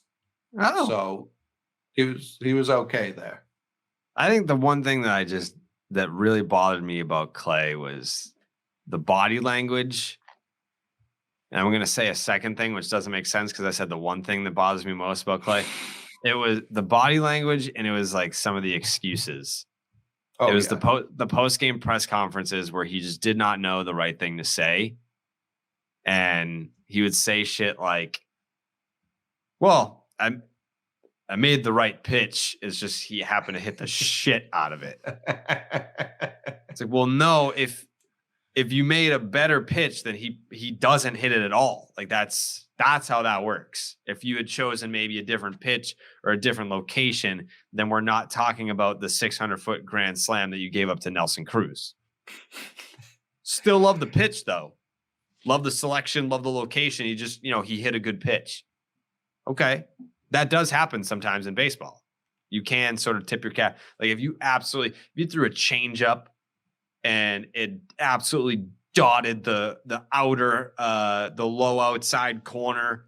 It's like, yeah, he just he reached out and he hooked a really good pitch. Got to just tip your cap. But every time you give up a home run, it's the pitch that you wanted. No. Yeah, we know. Love the pitch. Love the pitch. Just looking at his numbers, his career is so weird. 3-1. He was an every other year guy. But he wasn't. He wasn't even that. He was very much not an every other year guy. It was like every once in a while guy. He comes out, sets the world on fire, that 07. And it was just like, oh, we've got an ace coming with Beckett. This is going to be sick. And then in 08, stunk. 2-9, 15 starts, 6.75 ERA. It's like, all right, that was his first full year. Next year will be better. Wrong. 16 starts, 4.21 ERA. So yeah, a little better, still not great. 92 innings pitched. Then we're into year 4. He's 25. All-star game. 17-7, 2.33 ERA, 28 starts. Great. Now it's like, all right, now it's time to go. It was 2011 the 5 aces year? No, that was 15. Was that late? Yeah. Jeez. Because Wade Miley was part of that. Of course, yeah, one of the aces. One of the aces. 2011, he makes 14 starts, so half as many as 2010, and he had a 3.48, so not great. 2012, he makes 29 starts, career high, most starts he ever made in a career, 29. 11-8, okay, 4.56, bad. Next year, 2013, 16 starts, 12-1, 1.74 ERA. Unbelievable. And just exploded. Just his arm fell off. It was worth it though. Definitely. I mean, he was cruising, but even watching those games, I remember not being like wildly impressed. Like he was doing well, but I just kept I remember me feeling like this isn't going to last. I didn't think it was going to be an injury. I thought he would just revert to the mean, and he just decided to get injured instead. And then he was just bad the rest of the way. Like he was never above 500 again until he was with the Cardinals in 18. And that was only 16 starts, and it was the NL, so I don't really count that. But yeah, that 12-1 was the last time he ever made, or no, excuse me, he came back the next year and made 28 starts and was bad. He had a 5.34, 8-11, like just not great by any stretch. And we just never saw it again after that. After that 13 run, he was done. Oh boy.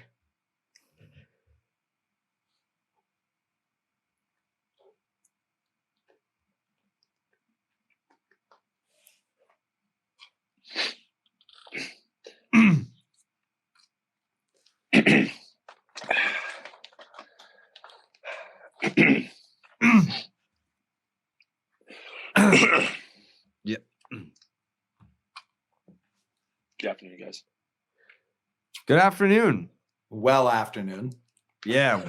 Good afternoon, Patrick. Happy to be here. Yeah. Oh, this is not We're just- going good so far. We're just glad you're okay. Yeah, we thought We you were were dead. concerned.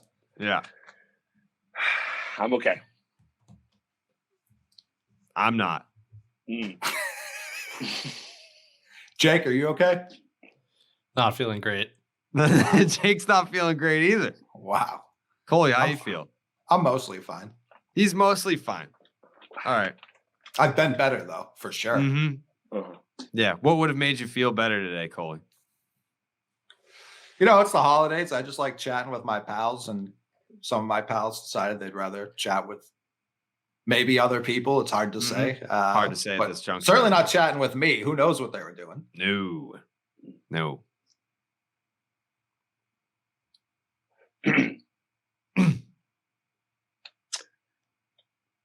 How was everyone's holiday?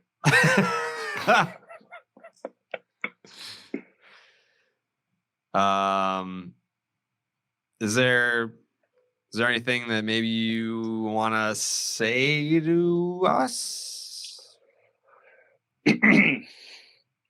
Merry Christmas. Yep. I think we got that last week. Is there anything? Is there an update on, Mhm. Well, theoretically speaking, Yeah. I could twist this. Yeah, you could. Please And try. say that I'd love to see that. Okay, I have it. I have it in the holster here. Okay. I said afternoon, and by accident, I put an extra 1 instead of 11 when I meant 1. Got it. See, now it comes together. It was a typo. Right. Mhm. Mhm. That Yeah, would that- be an unreal excuse if we didn't talk about how 11 was not afternoon. Listen, We'd all. I was not paying attention. It was tough for me I just kind of went along with it. I didn't know what you guys were talking about. I was a little confused. But hey, hand up, my bad. That's on me. The typo was on my fault. My fault, guys. So yesterday, I'm gonna read the transcript. Yeah, I was Okay. just looking back to the exact same thing here. Yeah. Jake tweeted. All right, so Jared, you be Jared. I'll be Jared. and you're- So Jake. Why doesn't Jake I'll- be Jake? No, I'm gonna be Jake. All right, you be He Jake. said. What time we thinking tomorrow? and then I said, what time we feeling? And then Pat said, early afternoon would be great for me, like 11. And then that's when I said, that's the morning, Pat. And then Coley said, confirmed, pre-noon. Certainly not after, being afternoon. Mhm. And then Pat said, fantastic. Right. And then I said, quote, the time that works best for me is afternoon. So let's plan on an hour before noon. Pat Light. To which Pat Light replied, ha, whoops. And then Coley said, I agree with his time, just not his sense of time. So we okay. all appeared to be in agreement. And that was scene. That was it. End of the scene. Yeah, that was it. So Well, in that conversation, you see, I said fantastic. Clearly, the jokes were going over my head because you guys were already making fun of me, and then Jared had to double down on the quote and to try to relay that, but it was already lost. So listen, it was a miscommunication. Hand up, my bad. But here we are. So how about baseball? So when you said that you may have overslept and that was before 1 p.m., what did you mean by that?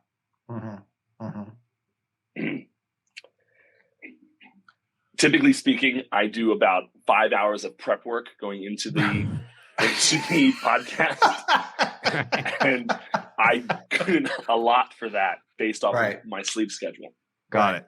Yeah. So I'm a little, as you can see, I don't have the microphone in my hand. Yep. You're on my phone right now for the first time ever instead of my laptop. I am disheveled, and because it's the lack of preparation. I usually Yes, Coley. Okay. I think for someone disheveled, your hair looks great.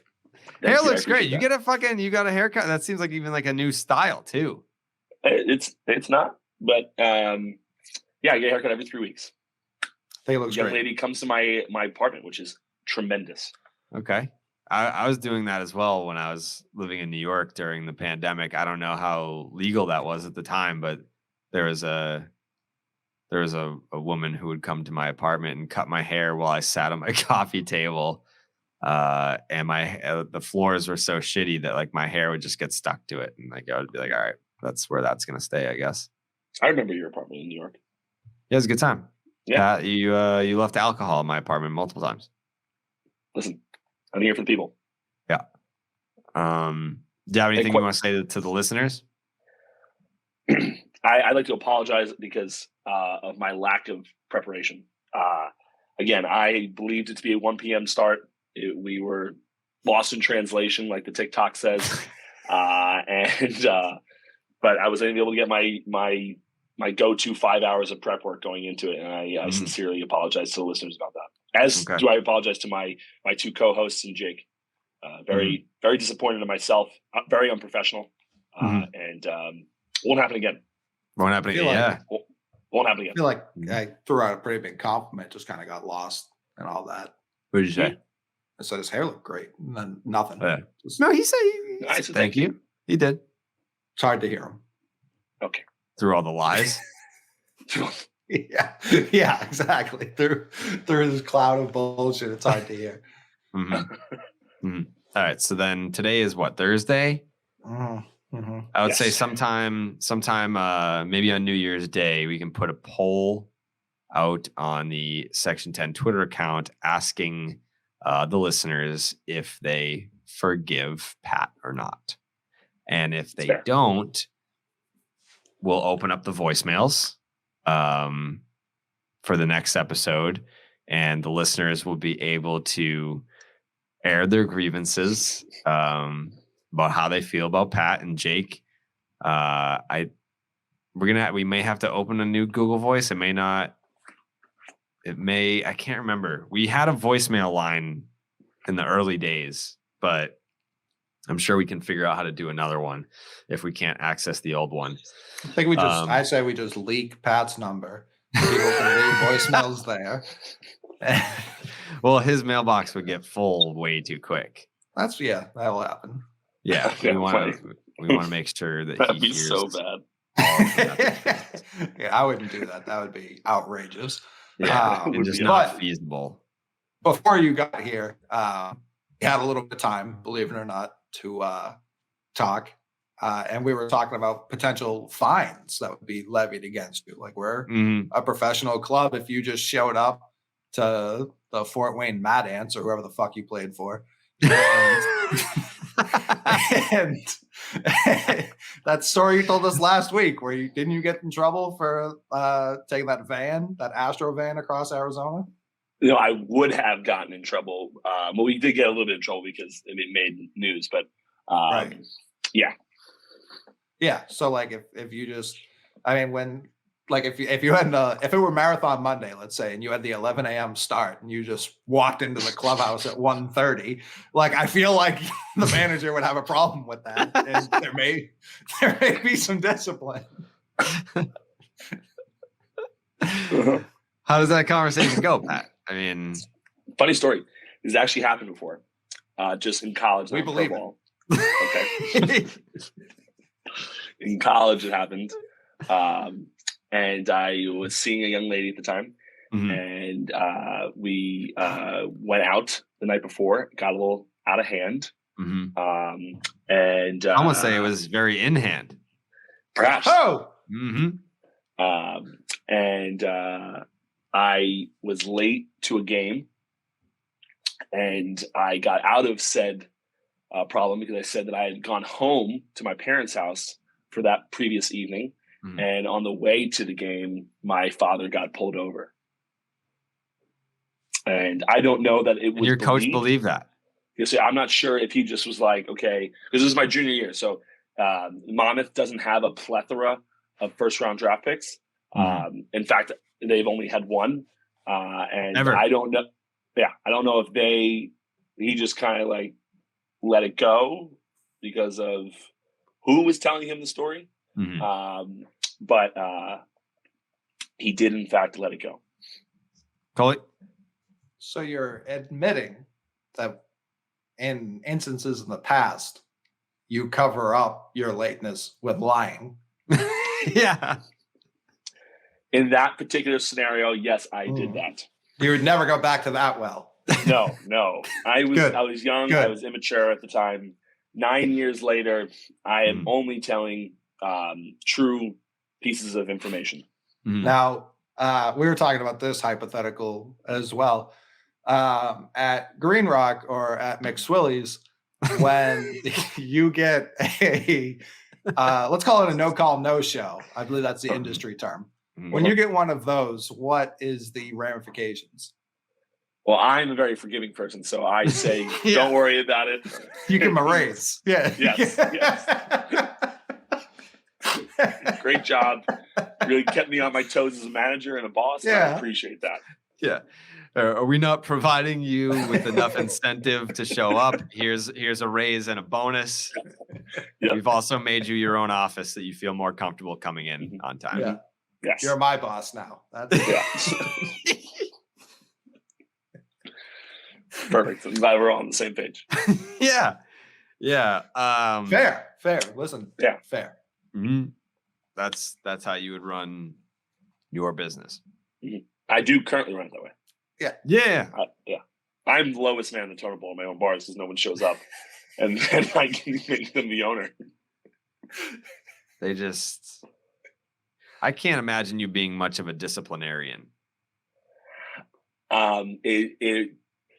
It takes. I don't really handle my staff, so I have people that do it for me. But there have been times where I've had to. McSwilly's, I've never had to yet. But Green Rock, I actually recently had to. Held a meeting. Really got into people. What was the context? Did you swing of the on meeting? anyone? Yeah. No, I didn't. I didn't fight my staff physically, but there was just a lot going on at the time. Yeah. Yeah. It's just issues. Yes. Many of them actually. Yeah. Okay. But yes, no, I don't typically discipline myself. You've been with me at Green Rock. I don't even talk to my staff.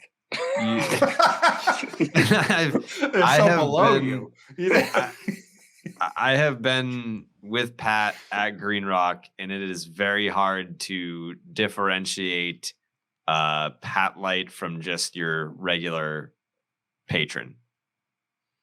Which is how I like it. Looks like a guy that is at the bar having a good time. I feel like we're 2, maybe 3 shows away from you completely forgetting what McSwilbos is even called. McSwilbos. Yeah. We're just going to keep saying. On Twitter, people tell me that they refer to me as McSwillies. So. Yeah, I mean, that's what it's called.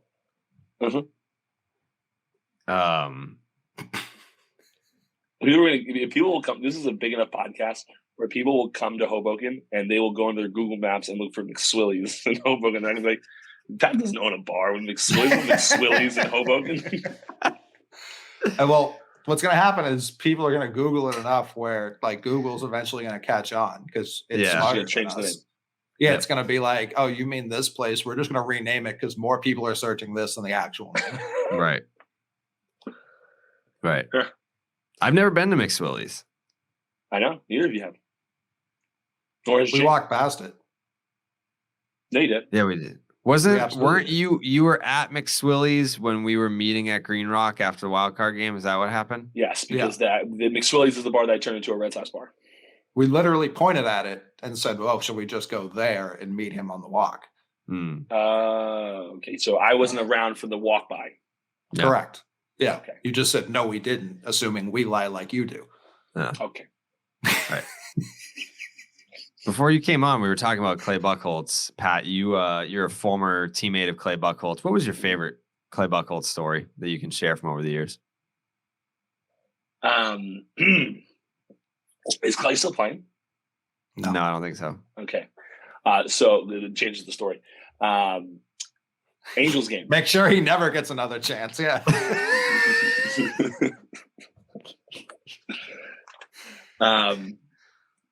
I don't know if I should tell the story now. No, he's 38. He's done. Okay. Even at It's 34, a nice enough story. It's just based off of our previous guest and what had happened. That's fine. Okay. Yeah. So Clay, one of the Angels game that I pitched so well at, he started that game. Didn't do great. No. What a two-headed monster we threw at them that day.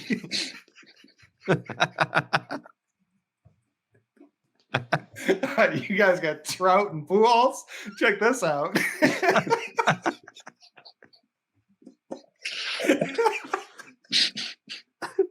That sucks. Sorry. Yeah, go ahead. Continue the story. Check this out.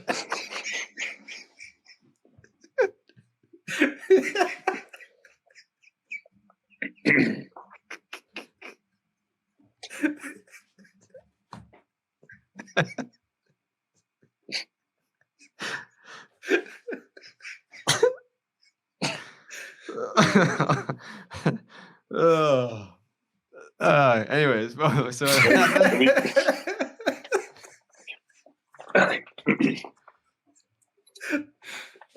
can't believe that didn't work.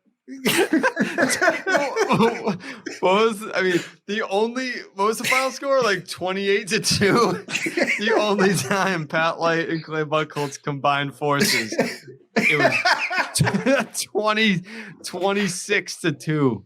All right, what was the story?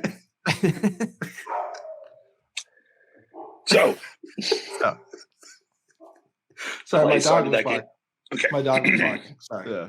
It's okay. All right. So Clay had started that game. Yep. I was not the next pitcher to come in after Clay. There were Right. others. Mm-hmm. But when you're done pitching, typically speaking, especially when you're Clay Buchholz, who had over 10 years in the show, I think, you hang out in the clubhouse. You don't really come back out, specifically when you do bad. So I got pulled from the game. There was one inning left. After me, we threw a outfielder. So there was no more pitchers coming in. But I went into the clubhouse. And typically after you pitch, they give you, the strength coach comes over to you. He gives you like a post-workout shake, something to recover, help you recover. So Clay had come over and given me mine. And without thinking, I just took a sip of it, and it was beer. So that was, I told the Clay, I don't think I can do this. And he's like, you need it, believe me. And I was like, okay. He's like, brother, we've earned these. Yes. I mean, that's not a story that shouldn't be out there. He's being a good teammate. He's like, hey. It's not that it shouldn't be out there. It's just based off of what had happened with the beer and chicken wings in the clubhouse type thing. And Clay was a part of that. Shit. I mean, yeah, he was, but it's like, I think most of the fans knew that was a PR. Like, it was like, all right, the team sucks. They're not gelling. They're not performing. What can we blame? Oh, let's blame beer. What? Like, every logical person saw the beer and chicken thing and was like, this is fucking stupid. This has nothing to do with why they weren't good at baseball. Correct. Yeah. But anyway, so Buckholz only gave up 3 earned. So he didn't have that bad of a day. 6 came across, but only 3 were earned. Yeah, Boston just hated him. Well, yeah, it was kind of earned. What happened? So good. Who hated who? Boston hated Clay Buchholz. Boston hated, I don't completely agree. Clay at the time. He actually was choosing walkout songs that were ironic. I can't remember which ones they were. I felt bad too because he would, every time he started, he'd come with a new one. and there was like it was like country stuff, but it was like making fun of the fans, but no one really picked up on it. But he like gave up like a hit in the first inning with one out.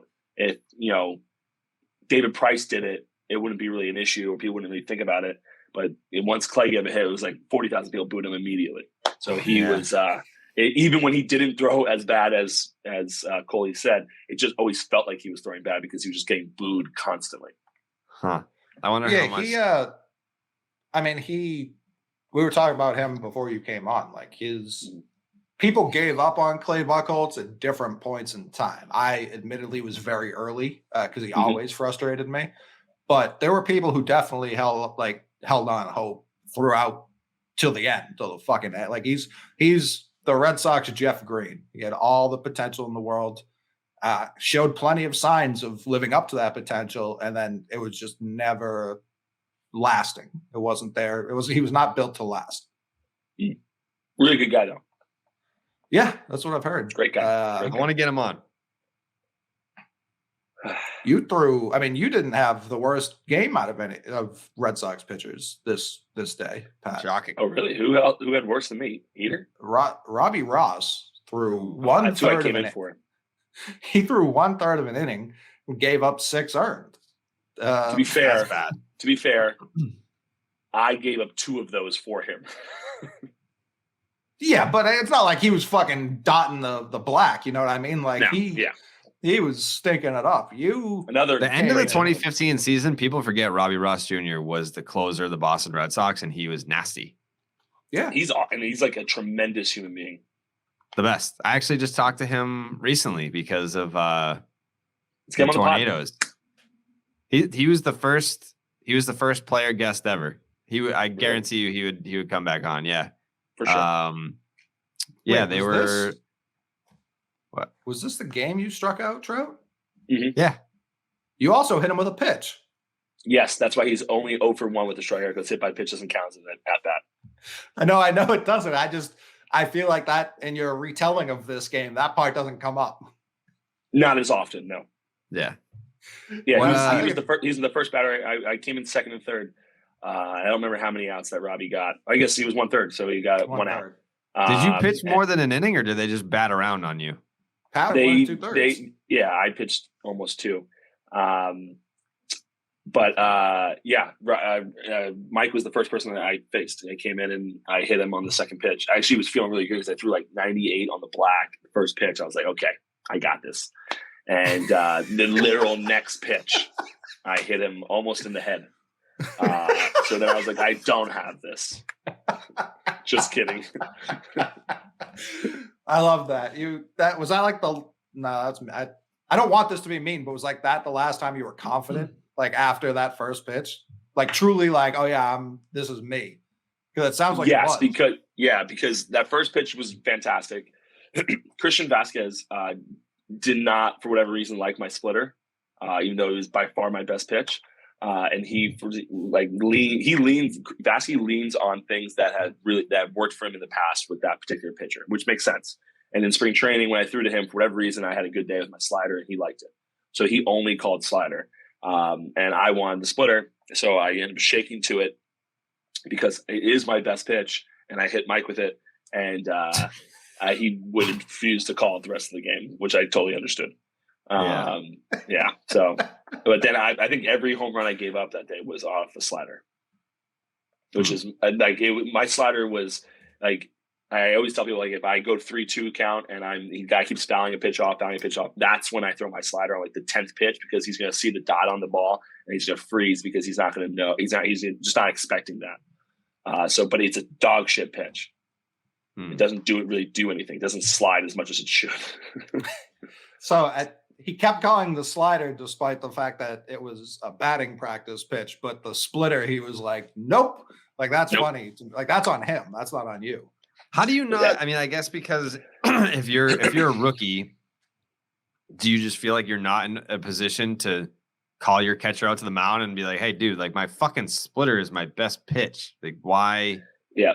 Me and Vasquez were somewhat close, but he's also a very strong-willed person. So if I were to go against him and it be wrong, it wouldn't look great on me. So I'd rather it be wrong in him calling it than be wrong for me, going against it. Looking back, I 100% should have shook a lot and talked to Vasky about it. But it just, it was 5 pitches in that the thing unraveled. It didn't take very long for me. I threw the strike one to Trout, then I hit him with the splitter, then it was bases loaded, 1 out, and then I went 2 fastballs, I think, away to Buchholz. Both were taken 2-0. I threw it right down the dick on 2-0 because I really had nowhere else to put him. And he hit a double down out in right center. And, that's when the boos started happening. And it never got better. I think I'm going to try and find that whole. I want to rewatch the whole inning in real time. We should do that. I'd like to be there for it. We should find it, which I'm sure it's very easy to do with MLB TV. Yeah. Go back, find it, and then we can rewatch it together and stream it and get Pat's director's commentary. I'd love to. A lot of things went on that day. That day or that game? The game. The day, I don't remember anything really spectacular happening. Okay. I'd like to do that. Mookie was great. Yeah. He was a good player. 3 for 5, 2 runs. Scored all of the runs that we scored. Pedroia was there. Xander got on base twice. Hanley batted 1,000 on the day. Yeah, Bryce Brent's played. That's another thing a lot of people don't talk about that day. Is when Petey came and talked to me on the mound. That was, if you remember correctly, that was right only maybe a couple weeks at most after the whole incident with him on the mound with Eddie, and where people thought that Petey was like screaming at him. Yeah. I was on the mound that day, a couple weeks later, and I was getting ready to pitch after giving up a few runs already. And time was called. I didn't know why. And I turned around, and Dustin Pedroia was running at me. I was like, this is going to be on SportsCenter tomorrow. He's going to yell at me, and I'm going to have to sit there and take it. What did he say? He just honestly said that because I wasn't really walking. How many people did I walk that day, Coley? I don't think you hit Trout, obviously. Yeah. I don't think you had no walks. That's shocking. But he just came over and said I was throwing strikes, just wasn't going my way to keep doing it, which I was like, based off of what I felt was about to come, based off of the previous experience that apparently Eddie had. And I didn't know Pete well, although he was very nice in the clubhouse. I didn't know him. So I didn't know what was coming, but he was very nice.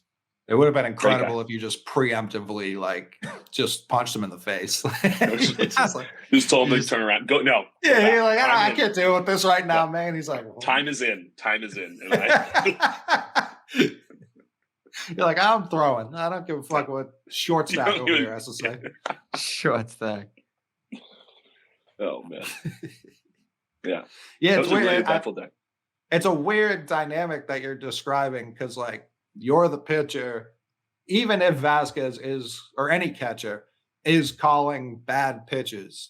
No one in the media, no fan is going to be like, fucking catcher. It's all going to fall on you. So it's an interesting dynamic being such a young pitcher, having to be like, this is the major league catcher. I should listen to him, even though I know this pitch is not my best. It's very interesting to hear you talk about that. I don't know that you'd be throwing the splitter and it's like, oh yeah, 1, 2, 3. I don't know that would happen either, but it's very interesting to hear that internal battle that no one really ever talks about. No, and I loved Vasky, so I never would ever. I wouldn't say anything anyway, even if I didn't like the guy. But yeah, it was just. I remember talking to my dad after the game, and he was like, well, why the hell did you throw so many sliders? And I was like, Vasquez calling him. He's like, tell him not to. I don't know what you mean. Did you see what was happening? You're like, nah, I missed it. I was like, sorry, Dad. I wasn't just right in the middle of it all. But yeah, so it's just when you always kind of get told that growing up. You always hear stories of people do not shake off. Even though Vasquez wasn't a veteran catcher, you just don't shake that guy. And So I shook him once, and I hit my trout in the head. So tough to come back from that one. Right, I don't disagree. Wasn't that the big thing, Jared, when Schilling almost threw that no-hitter in Oakland? Like, he was shaking off Veritek, and people were furious at him. It wasn't that. It was that he gave up a hit to, I want to say, Shannon Stewart, and it was the only when he gave up the hit in the 9th inning, it was the only time that he shook off Veritek all game. Right.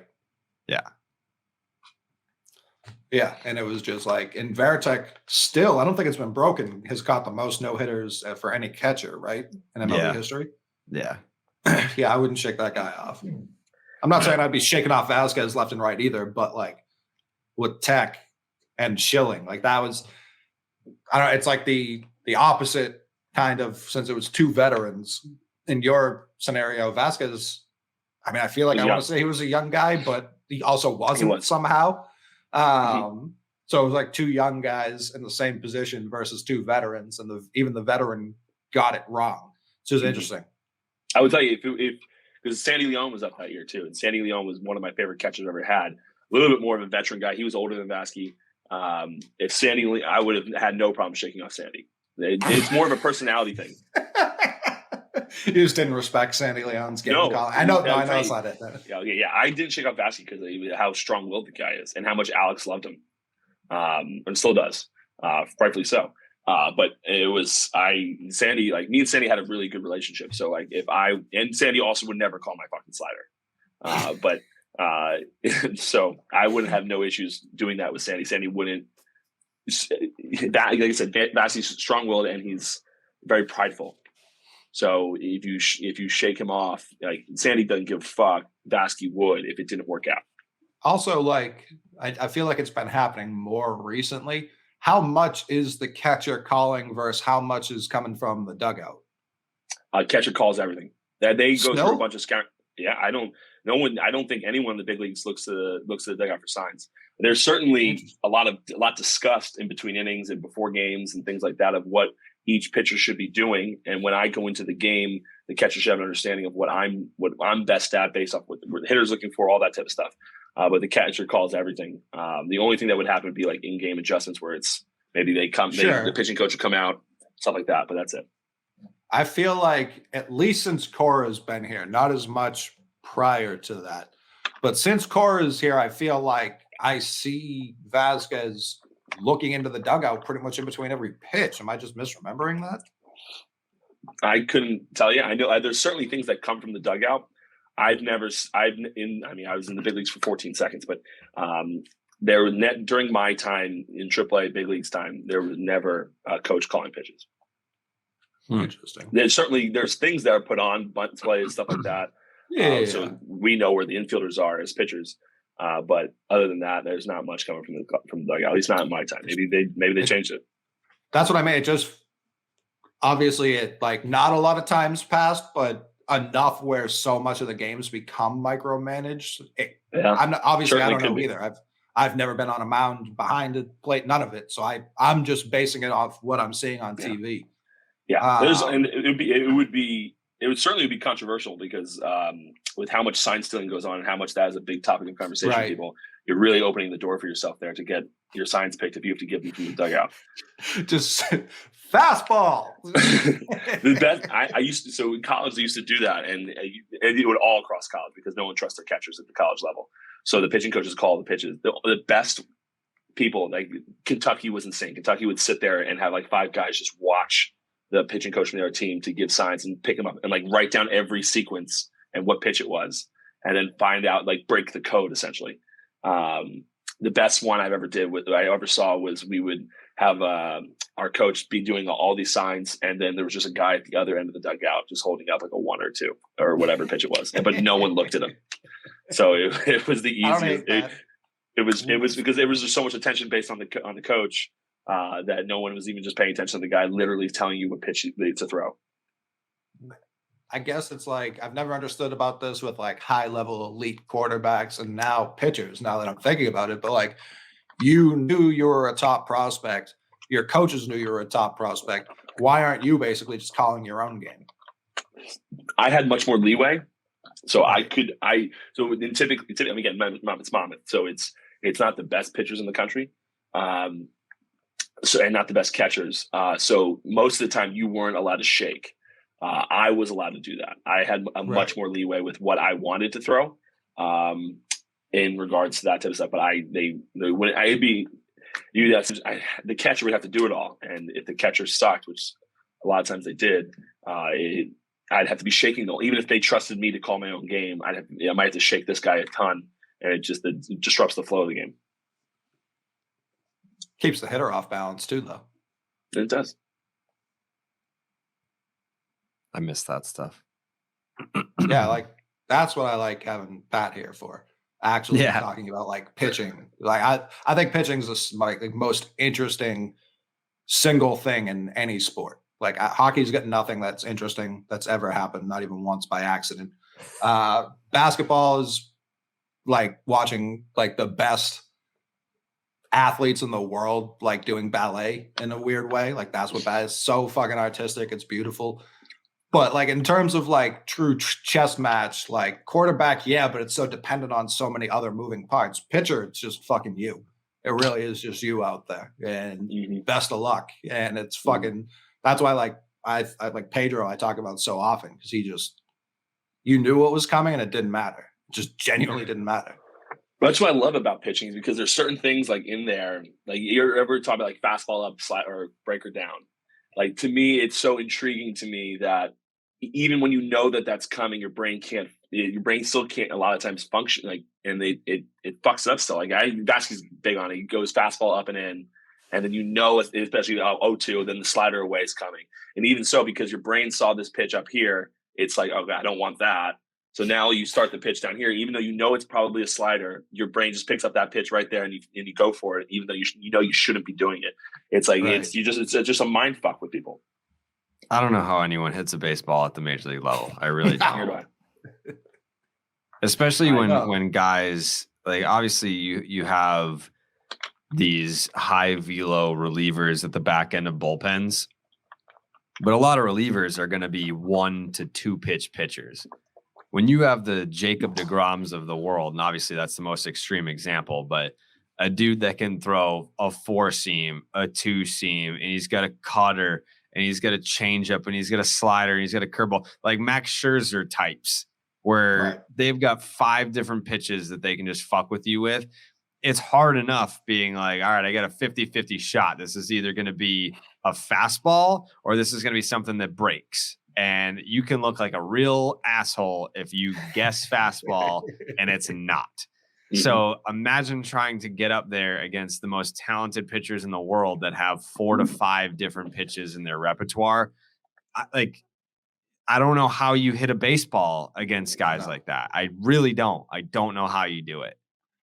Like even just make contact, let alone like single. Like to miss the 8 other or 7 other defenders just perfectly positioned in the field, is incredible. It's an incredible sport.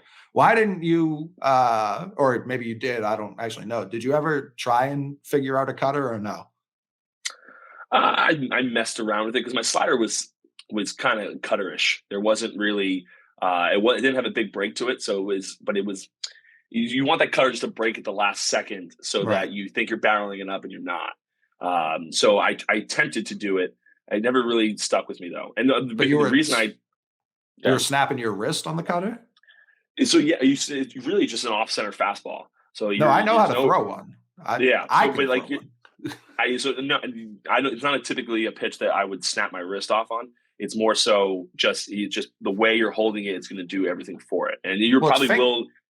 It's pressure. You'll probably do it. Yeah, exactly. It'll probably just by naturally, your wrist will go a little bit, but it's not like a slider or like a curveball. No, like that. The way you were describing it when you were saying it sounded like you were kind of caught in between. The way you were describing, I'm not saying you were, just the way you were saying it. It sounded like you were, and I was like, well, Pat, do I have the fix for you? Honestly, I started throwing I fucked with the cutter because I could not control my fastball, except for I was mind fucked. So the only thing I could do is if I needed to get into a favorable count for me, my confidence to go back up with my fastball, and then I could locate it pretty well. But I couldn't. At 0-0, I was like, I don't want to go 1-0. So now, right there, you're going 1-0.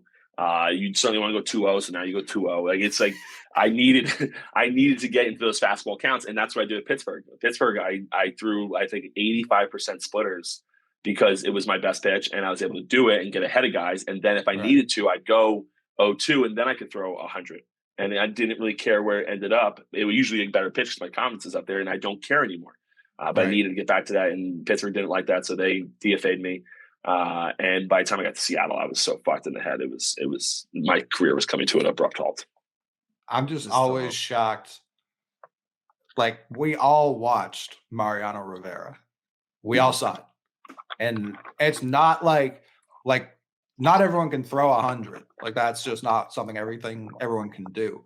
Not everyone has like a Barry Zito 12-6. Like, there's just certain pitches. Not everyone has Pedro's hand size and can throw a changeup that absurdly. Every single person with arms and fingers can throw a cutter. And no one, like, not no one, but not nearly enough people. It doesn't require a ton of work. Like, it really is just you move your hand a little on a four seam, and that's it. The rest, the ball does the work for you, and people just don't. I will tell you, during my time, because of Mariano, everyone was attempting to learn how to throw a cutter. It just didn't. For whatever reason, Mariano's was different. I don't know why. Definitely. I don't know how he's able to pull it off. I think a lot of it turns into, well, this is Mariano fucking Rivera. So when he came up, he had already beaten you just because of who he was. Sure. But it just, his cutter was different. I don't know how to explain it. He was pretty open about teaching people how to throw his. He wasn't hiding it. And it just, his was fucking amazing. Yeah, and obviously I'm not trying to say everyone should just be Mariano Rivera. Like, yeah, obviously. But like, I don't know. It's always been like a pitch that more people should have, even if it's not their best pitch like it was his, obviously. Yeah. But like, just to have it, like, why throw straight fastball to the MLB players? Like, that seems like a terrible idea. Yeah. Listen, I tried to do it just in the back end of my career because I couldn't control my fastball. So I never really got anywhere with it. But I mean, that's when, and also you start talking about the actual pitches. You want to dive into the analytics of the game now and how people, are so entwined in that. You start about spin rate. Like, my splitter was unbelievable. I couldn't teach it to anyone else though, because I had the lowest spin rate in Major League Baseball at the time. And the reason my splitter was so good is because my ball barely would spin. And so that would make it drop. That's what it wouldn't be able to carry. So it ends up falling off the table. But if I taught, I don't remember the people that had high spin rates at the time, but like, let's say, I think, Stroman actually, I don't think has a high spin rate, but someone with a high spin rate, if I taught them the exact same pitch and they threw it the exact same way, they still wouldn't get the same type of pitch that I had because they had a higher spin rate and they couldn't do it the way I did it. Granted, I held it in a certain way that gets you a lower spin rate, but it's still, even my fastball was dog shit most of the time because it had like the worst spin rate in baseball. I should have been throwing a 2-seam and I wasn't. I was throwing a 4-seam because I threw it 100. That's what people cared about. Right. Mm-hmm. Did you ever, and we can get off this after, but did you ever get so frustrated and depressed that you were just like, you know what? Wakefield's been doing this a long time. Why don't I just throw a fucking knuckleball? No, I never got to that point because you always fuck around with knuckleballs in like the outfield, but I never could figure it out. So no, I never got to a point. When knuckleball started to be talked about, it was time for me to go home.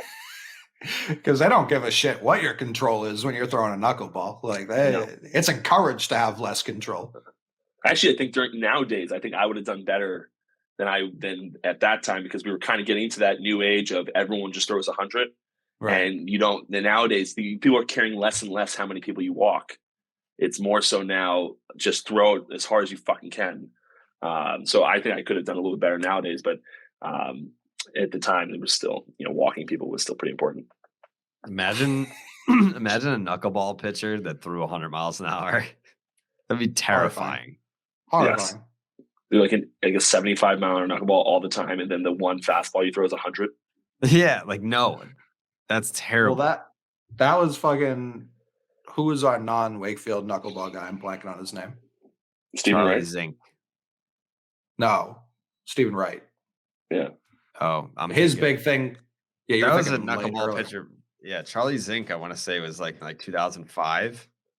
How about what's his face? I don't know. Where the fuck did I just pull that name out of? I don't know. Charlie Zink literally only pitched one game in the big leagues, and it was in 2008. What is? And you thought that's who I was asking about? Well, I mean, I forget about fucking Stephen Wright. Well, there was a guy in 2015. I forget his name. I thought it was Charlie something like Hager or something like that. Sounds familiar. I don't know that he ever made it to the big leagues with us. He came over as a AAA guy, but like 2 or 3 years ago, like I remember because you get in the mornings in spring training, I usually get into the hot tub to kind of loosen up before you go out. And so I had like a routine. I go eat my breakfast and grab a cup of coffee, and I go hang out in the hot tub for 10, 15 minutes before I got dressed and got into the field. And that particular year, there were a bunch of really solid veterans, AAA guys that didn't want young guys in there. And he was one of them. And then like 3 years ago, someone sent me an article. He was apparently killed his girlfriend, and then went on the run on a manhunt and killed himself like in the Grand Canyon or something like that. This is who? Like Charlie Hager or something like that was the name. 2015. He was. I know he was with Pawtucket, and I'm pretty sure he threw a knuckleball, if I remember correctly. But yeah, I forget which teammate sent it to me, but listen, when you started that story, not how I saw it ending. No, we've all been there. Another fun fact: this has nothing to do with baseball, but right before I got on the podcast, and one of the reasons I was late was because one of the bar owners here in Hoboken just got busted with child porn at his house. Jesus Christ! What? Yep. So that was kind of a big thing that's happening right now. So again, that was something that I was dealing with this morning. But insane guy. Look, I sent you the picture. He's a fucking wacko. He fits the bill. Fits the mold. Yeah. Oh yeah. Were you involved in the bust? Like, I don't understand why that made you late. No, it was just people were calling me about it. I was not raiding the house. Did you kick in the door? It sounds like you did. Yeah, no. I'm just when anything something like this happens with the bar, like there's only certain, I guess there's a ton of bars in Hoboken, but anytime any of us make news, it becomes a whole big thing. I'm sure. This is not the news you want to make. No, definitely not. Is that Pat's piece this week? Yes, Pat's piece. There you go. Pat's piece. Pat's piece. A minor league pitcher killed his I think he played partner, big leagues. And one of the bar owners got busted for child porn. Pat's Piece Street Tavern is the bar name if you're in Hoboken. If you don't want to support it. I mean, what if he's now we got to throw an alleged on there? I don't know if it didn't say alleged in the article. He got caught with it. I guess maybe he could always. It's allegedly his. I guess he could. That's what I mean. If he's not behind bars, I don't know that we can say he did it. Yeah, imagine poor guy just like looks like a little weird. He gets some porn planted on him, and next thing you know, he's boom, getting roasted on a baseball podcast. Yep. Yeah, for all the lawyers listening, I think he's innocent until proven guilty. Mm-hmm. Of course, that's how the justice system works. Mm-hmm. Correct. Due process. Never made a mistake. Go America. Yeah. Well, we already decided that we love the Coast Guard. Jared hates the Coast Guard. No, we love the Coast Guard. I actually tweeted it. I did see that tweet. Yeah. Had a lot of free time this morning, huh, Pat? Jared is the only person I have Twitter notifications on for. I love that. Mm-hmm. During Red Sox season, there's no one that keeps you more up to date with what's going on in the Boston Red Sox game than Jared Carrabis. I appreciate that. Yeah. I tweeted that at 12:20. It's 2:05. We've been casting for a while. 2.5. 2.5 piece. 2.5. I mean, here for the whole time. Mm-hmm. Definitely. I just, in the beginning of the first hour 45, I didn't really want to talk. Wanted to let you guys at the end of the take day, it. you could make the case that Pat has spoken more on the podcast that he was 2 hours late for than the shows that he was on time for. Listen, a lot of tension on me right now. A lot of attention. There's one other episode I think I talked more in. It's when Coley had to leave early. I feel like we didn't stick around too much longer after Coley left, though. No, maybe like 30 minutes. Yeah. What are you guys doing for New Year's Eve? Nothing. I think I'm doing two different things. Okay. I think we're doing a bowling tournament during the day. Okay. And then my buddy from high school, his house used to be like the party house when we were in high school. So he thought for nostalgic purposes that he would have a party at his parents' house for New Year's Eve this year. We are 32 years of age. But I love the idea. It's a big house. It's got a jacuzzi. I don't know what to expect in terms of who's going to be there. Probably a lot of Saugus riffraff. But I'm interested to see how it goes. Sounds great. What about you, Coley?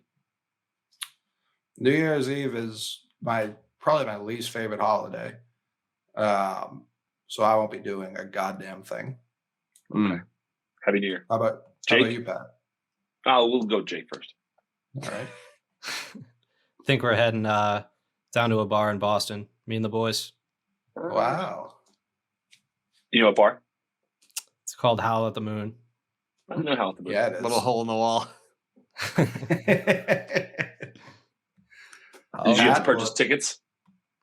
I did. Okay. How much were the tickets, if you don't mind me asking? $50 a piece. Oh. Green Rock is like, I think Green Rock's like 125 a piece, and then What the fuck are you doing, dude? we're sold out. What do you get with a Green Rock New Year's Eve ticket? You get in. You get a big. Do you guys have like a big rubber stamp at the front door? It's a sucker that you smash on people's foreheads as they walk in. With the New Year's Eve is a great day for a bar owner. So I think it's like 100 to 125. I forget which one. I remember I pushed for 125, but I told the guys they could do what they wanted. $1,000. $1,000. If you're a Section 10 listener and you go to Green Rock, you have to come introduce yourself to me, because that's the only, otherwise your bill is going to be outrageous. I absolutely crush people at Green Rock. I don't do it at McSwiggins, McSwirlies. Mm-hmm.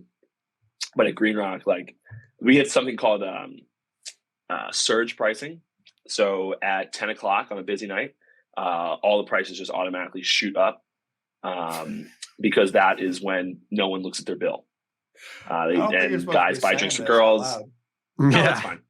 That's fine. People know. I mean, people get the bills; they see it. I tell you right there that you're getting charged, $14 for a vodka soda that is 8 ounces of, it's pretty much all ice. But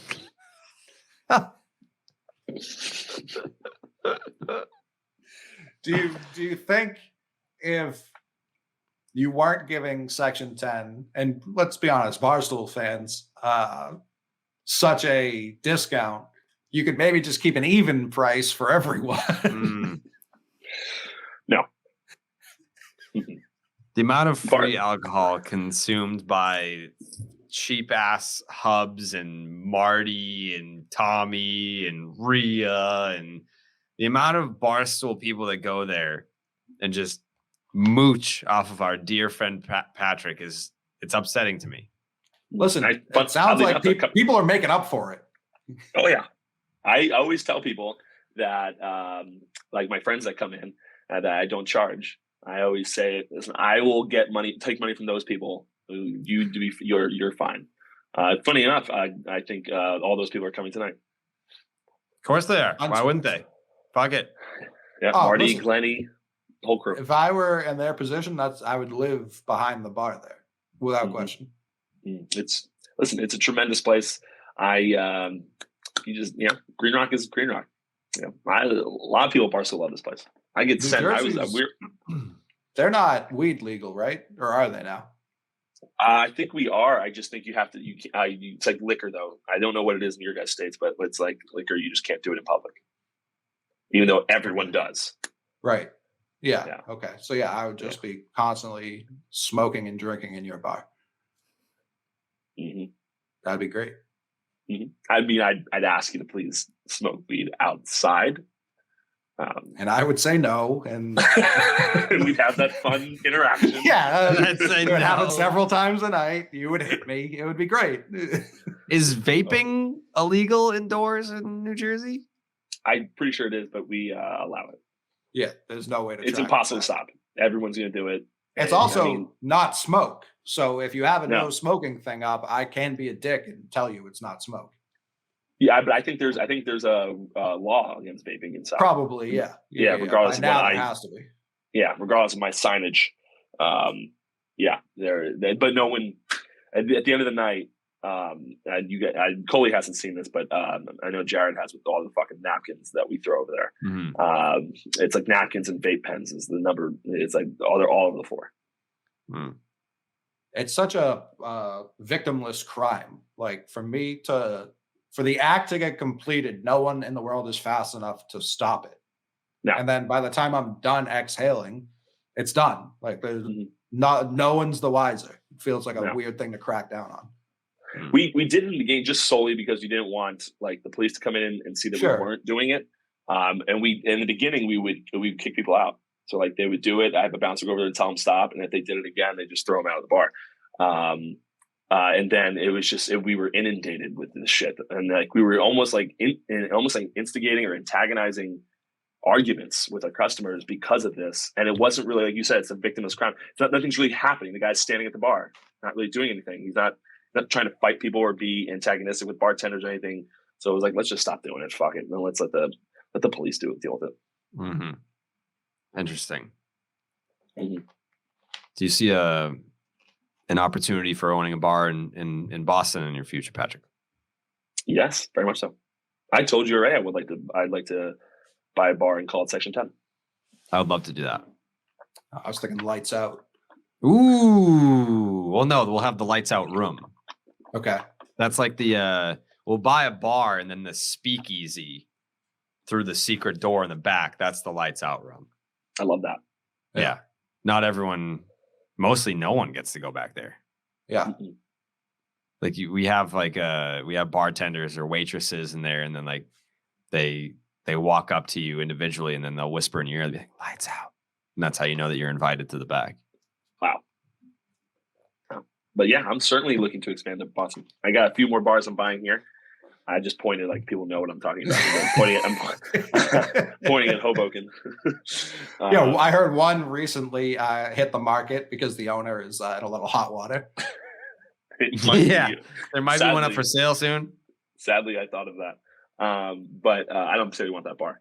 But I got two more that I'm about to buy, and then I'm looking to expand, guys. I'd love to come to Boston. I just need an operator up in Boston. You know what you I'm should not do? going to What would operate. be? I would operate it for you. Okay. What you should do, and this would be brilliant marketing, is you should buy the pedo bar and then rename it McSwillies, so that when people come to Hoboken and they're like, "What's McSwillies?" They'd be like, "Do you want McSwiggins or McSwillies?" Because there's one or the other. We got both. Mm-hmm. Mm-hmm. Yeah, you can have McSwillies, McSwiggins, and like McSwirlies. Mm-hmm. All of them. I should just buy all the bars in Hoboken and just change them to different variations of this. People be furious.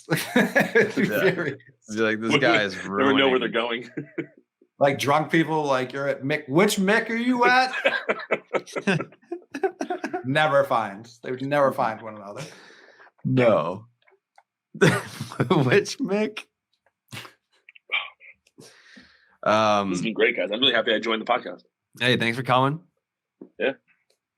Happy you came.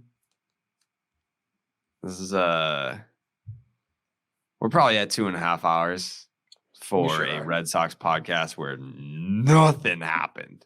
Like literally nothing. I was saying this to Coley before we went on the air. You said it to Jake too. Jake was there. I was saying it directly to you. Gotcha. But how Carlos Correa posted a picture of him and his family on Christmas, and one of the family members was wearing an Angels jersey. So Angels fans and Astros fans were freaking out, thinking that Correa was going to sign with the Angels, because why would this family member randomly have an Angels jersey that they were wearing? And even if they were a fan, why would you wear it during a Christmas photo? So it just seems sus. But it was something to talk about. And when you can't talk to free agents, it was just something that happened in the social media world that it would have made for great podcast fodder if she were wearing a Red Sox jersey, for sure. But she wasn't. Literally nothing of the sort happened. Nothing. Nope. I think, you know what? Christian Arroyo got emptying the bench real quick. Christian Arroyo got married.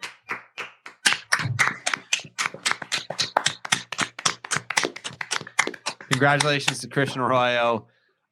Small wedding, not big, not small. About 175 people, I think, were there. They looked really beautiful. Looked like a beautiful wedding. Love that. Yeah, I love that. Yeah, 165 people. Mm-hmm. Down in St. Pete, little hotel rooftop, right on the beach. Beautiful. Wow, beautiful. Destination wedding. Yeah. Well, I think they might live down there. I don't know. Oh, okay. Never mind. Yeah. So congratulations to the new Mr. and Mrs. Christian Arroyo. Anything else happen? No. Christian Vasquez hit a home run yesterday in Puerto Rico, I think. Was he playing first base or catcher?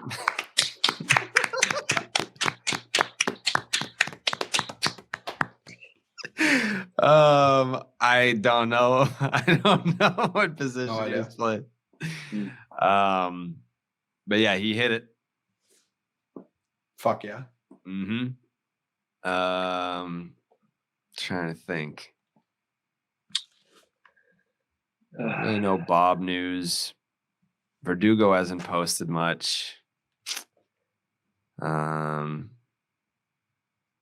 Jackie Bradley, he's doing Q&As all the time. Those are fun. If you want to go on his Instagram and submit a question when he does those, he's usually really good at responding. Maybe I'll submit a question. Yeah. Bogey, Devers, they've been pretty low key.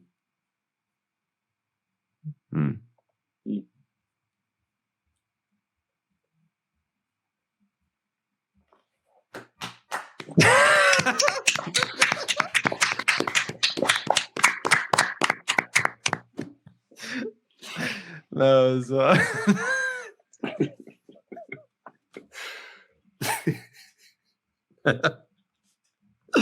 that was empty in the bench. Yeah. There was something else I wanted to talk about. Couldn't possibly be. I think there was. Oh, yes. New Year's resolutions. Yeah, Pat, do you have a New Year's resolution for next year? I do. Yeah. What is it? The one, I'm gonna probably do a few. I always do a few. Okay, yeah, sure. But I don't know the other ones off the top of my head. But the number one thing, which is really going to feed into people thinking that I'm an alcoholic, but I'm attempting to black out 0 times in the year. Okay. All right. That's big. Good job. Big. So I started doing this thing where I only drink. I saw John Daly, who's a really good drinker. And he was talking about how amateur drinkers in today's day mix too much shit. Right? They do Jack and Cokes, or they do, and then they'll go to a beer, then they'll go shots and do all this stuff. And he's like, I don't ever get hungover because I don't do that shit. And so all that I did was I started doing it. I'm a Scotch drinker, so I just drink whiskey all night. And my favorite shot, as Jared knows, is Jameson. So I just stick to whiskey the entire night. I've been doing it for a week now, and it has been lovely. Haven't been hungover once. And stayed out late, had drinks, and enjoyed myself, and it's been terrific. I love that for you. Thank you. Congratulations. Thank you. I think you're going to have a big 2022. I think 2022 is going to be the year Pat Light. Wow. Excited. I mean, listen, how could it not be at this juncture? I know. You have all the tools. You just have to show up Mm-hmm. on time Okay. and deliver. By the way, I want to quickly go back to the whole putting up a poll to see if they forgive me. And then, I want to make clear, is if the percentage of people that don't forgive me is greater than the percentage that do forgive me, is that when the voicemail is coming, or are the voicemails happening regardless? No, I think if we do a poll and the listeners have decided that they don't forgive you, then we'll open up the voicemails. But if they do, we're okay. Yeah, Coley. I think whatever the results of the poll, let's say it's even 80-20, 80 forgive you. We still field voicemails, but we only play a percentage of the voicemails that don't forgive you. So it's like we get 100% of voicemails, but we only play 20% of them. That seems fair. Okay. I think the first way was better. That's why I improved it. Yeah. Okay. Right. Yeah, no, that works. Okay. Jake, do you have a New Year's resolution? Yeah, I think going into the start of next year, I'm going to start texting Pat every day when he tells us what time he wants to record and see if that's actually the time he meant or if he meant any typos. Just triple check the typos. Yeah. Can't be I love that. too careful. Yeah. Very wise of you, Jake. Should we put Pat on military time? So like there can be no, like there's only one 1300, you know what I mean? Right. Like there's no room for typos. Yes. Yeah. Can you read military time, Pat? I mean, I can count to 24, so yeah, I'd be okay. Okay. Like, could you do it quickly? Like what is? I'm not right. Like, No, what is not like right now. 1700? No. Okay. No, I mean, I wouldn't. Just- I mean, is it 5 o'clock? Yeah. Okay. But I'd have to, like, right now, I'd have to do.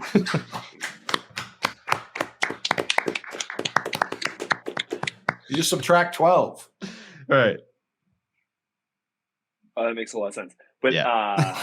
yeah, no, I haven't. I'm not used to it, so it'd take me. A Yeah, little you'll bit to get there. used to it. You'll I get was it. speaking to a young lady recently, and she has her phone at military time.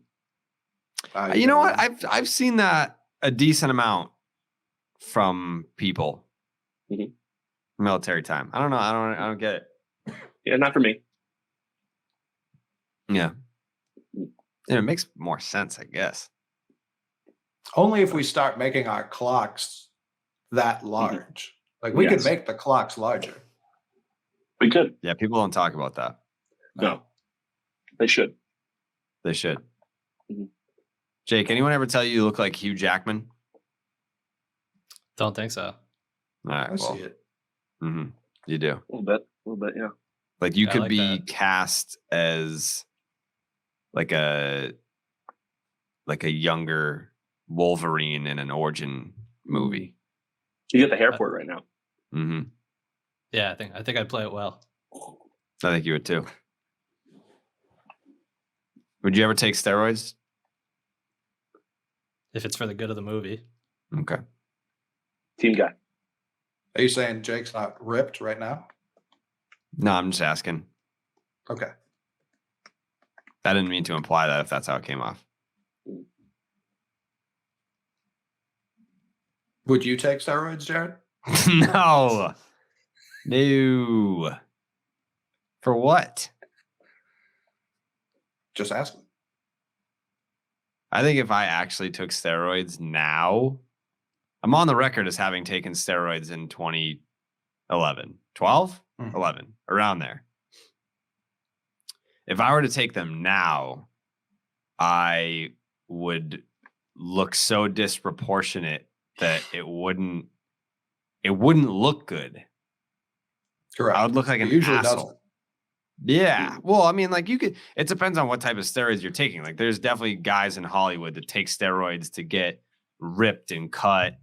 Like people just assume, or people associate steroids with massive muscle growth and like the professional wrestlers in the 90s and shit. But there's definitely actors that are just like totally cut and ripped that are on steroids. Yeah, all the Marvel movies. Yeah, they're all on steroids. Like I'm sure like Zac Efron when he did Baywatch was on copious amounts of steroids. Allegedly. Maybe. I don't know. He wasn't huge. Like I understand what you're saying. You don't always get huge, but yeah, he was on steroids. Like he had cuts where cuts shouldn't exist.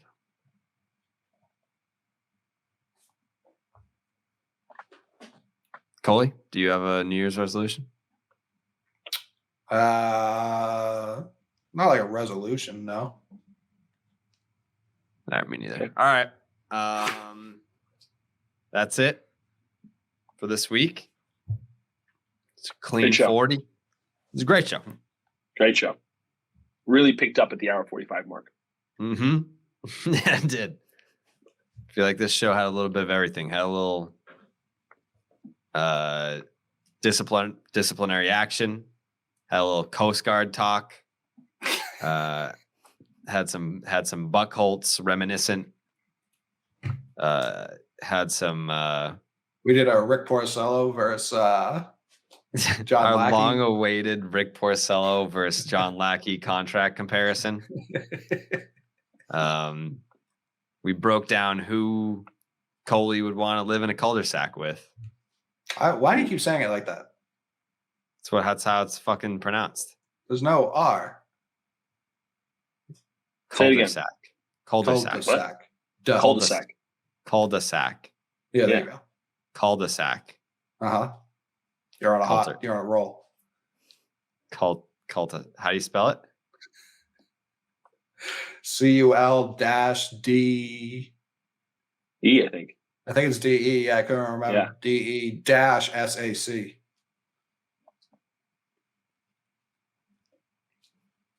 Double hyphen. Come on. Is it like short for something? That's the dumbest word ever. I think it's French. Originated in France in the late 1800s. They first started making them. So they didn't know what the fuck they were doing in the 1800s. That's true. It's a cul-de-sac. Cul-de-sac. It's a street that kind of looks like a penis if you think about it. Yep. From above? Yeah, I agree.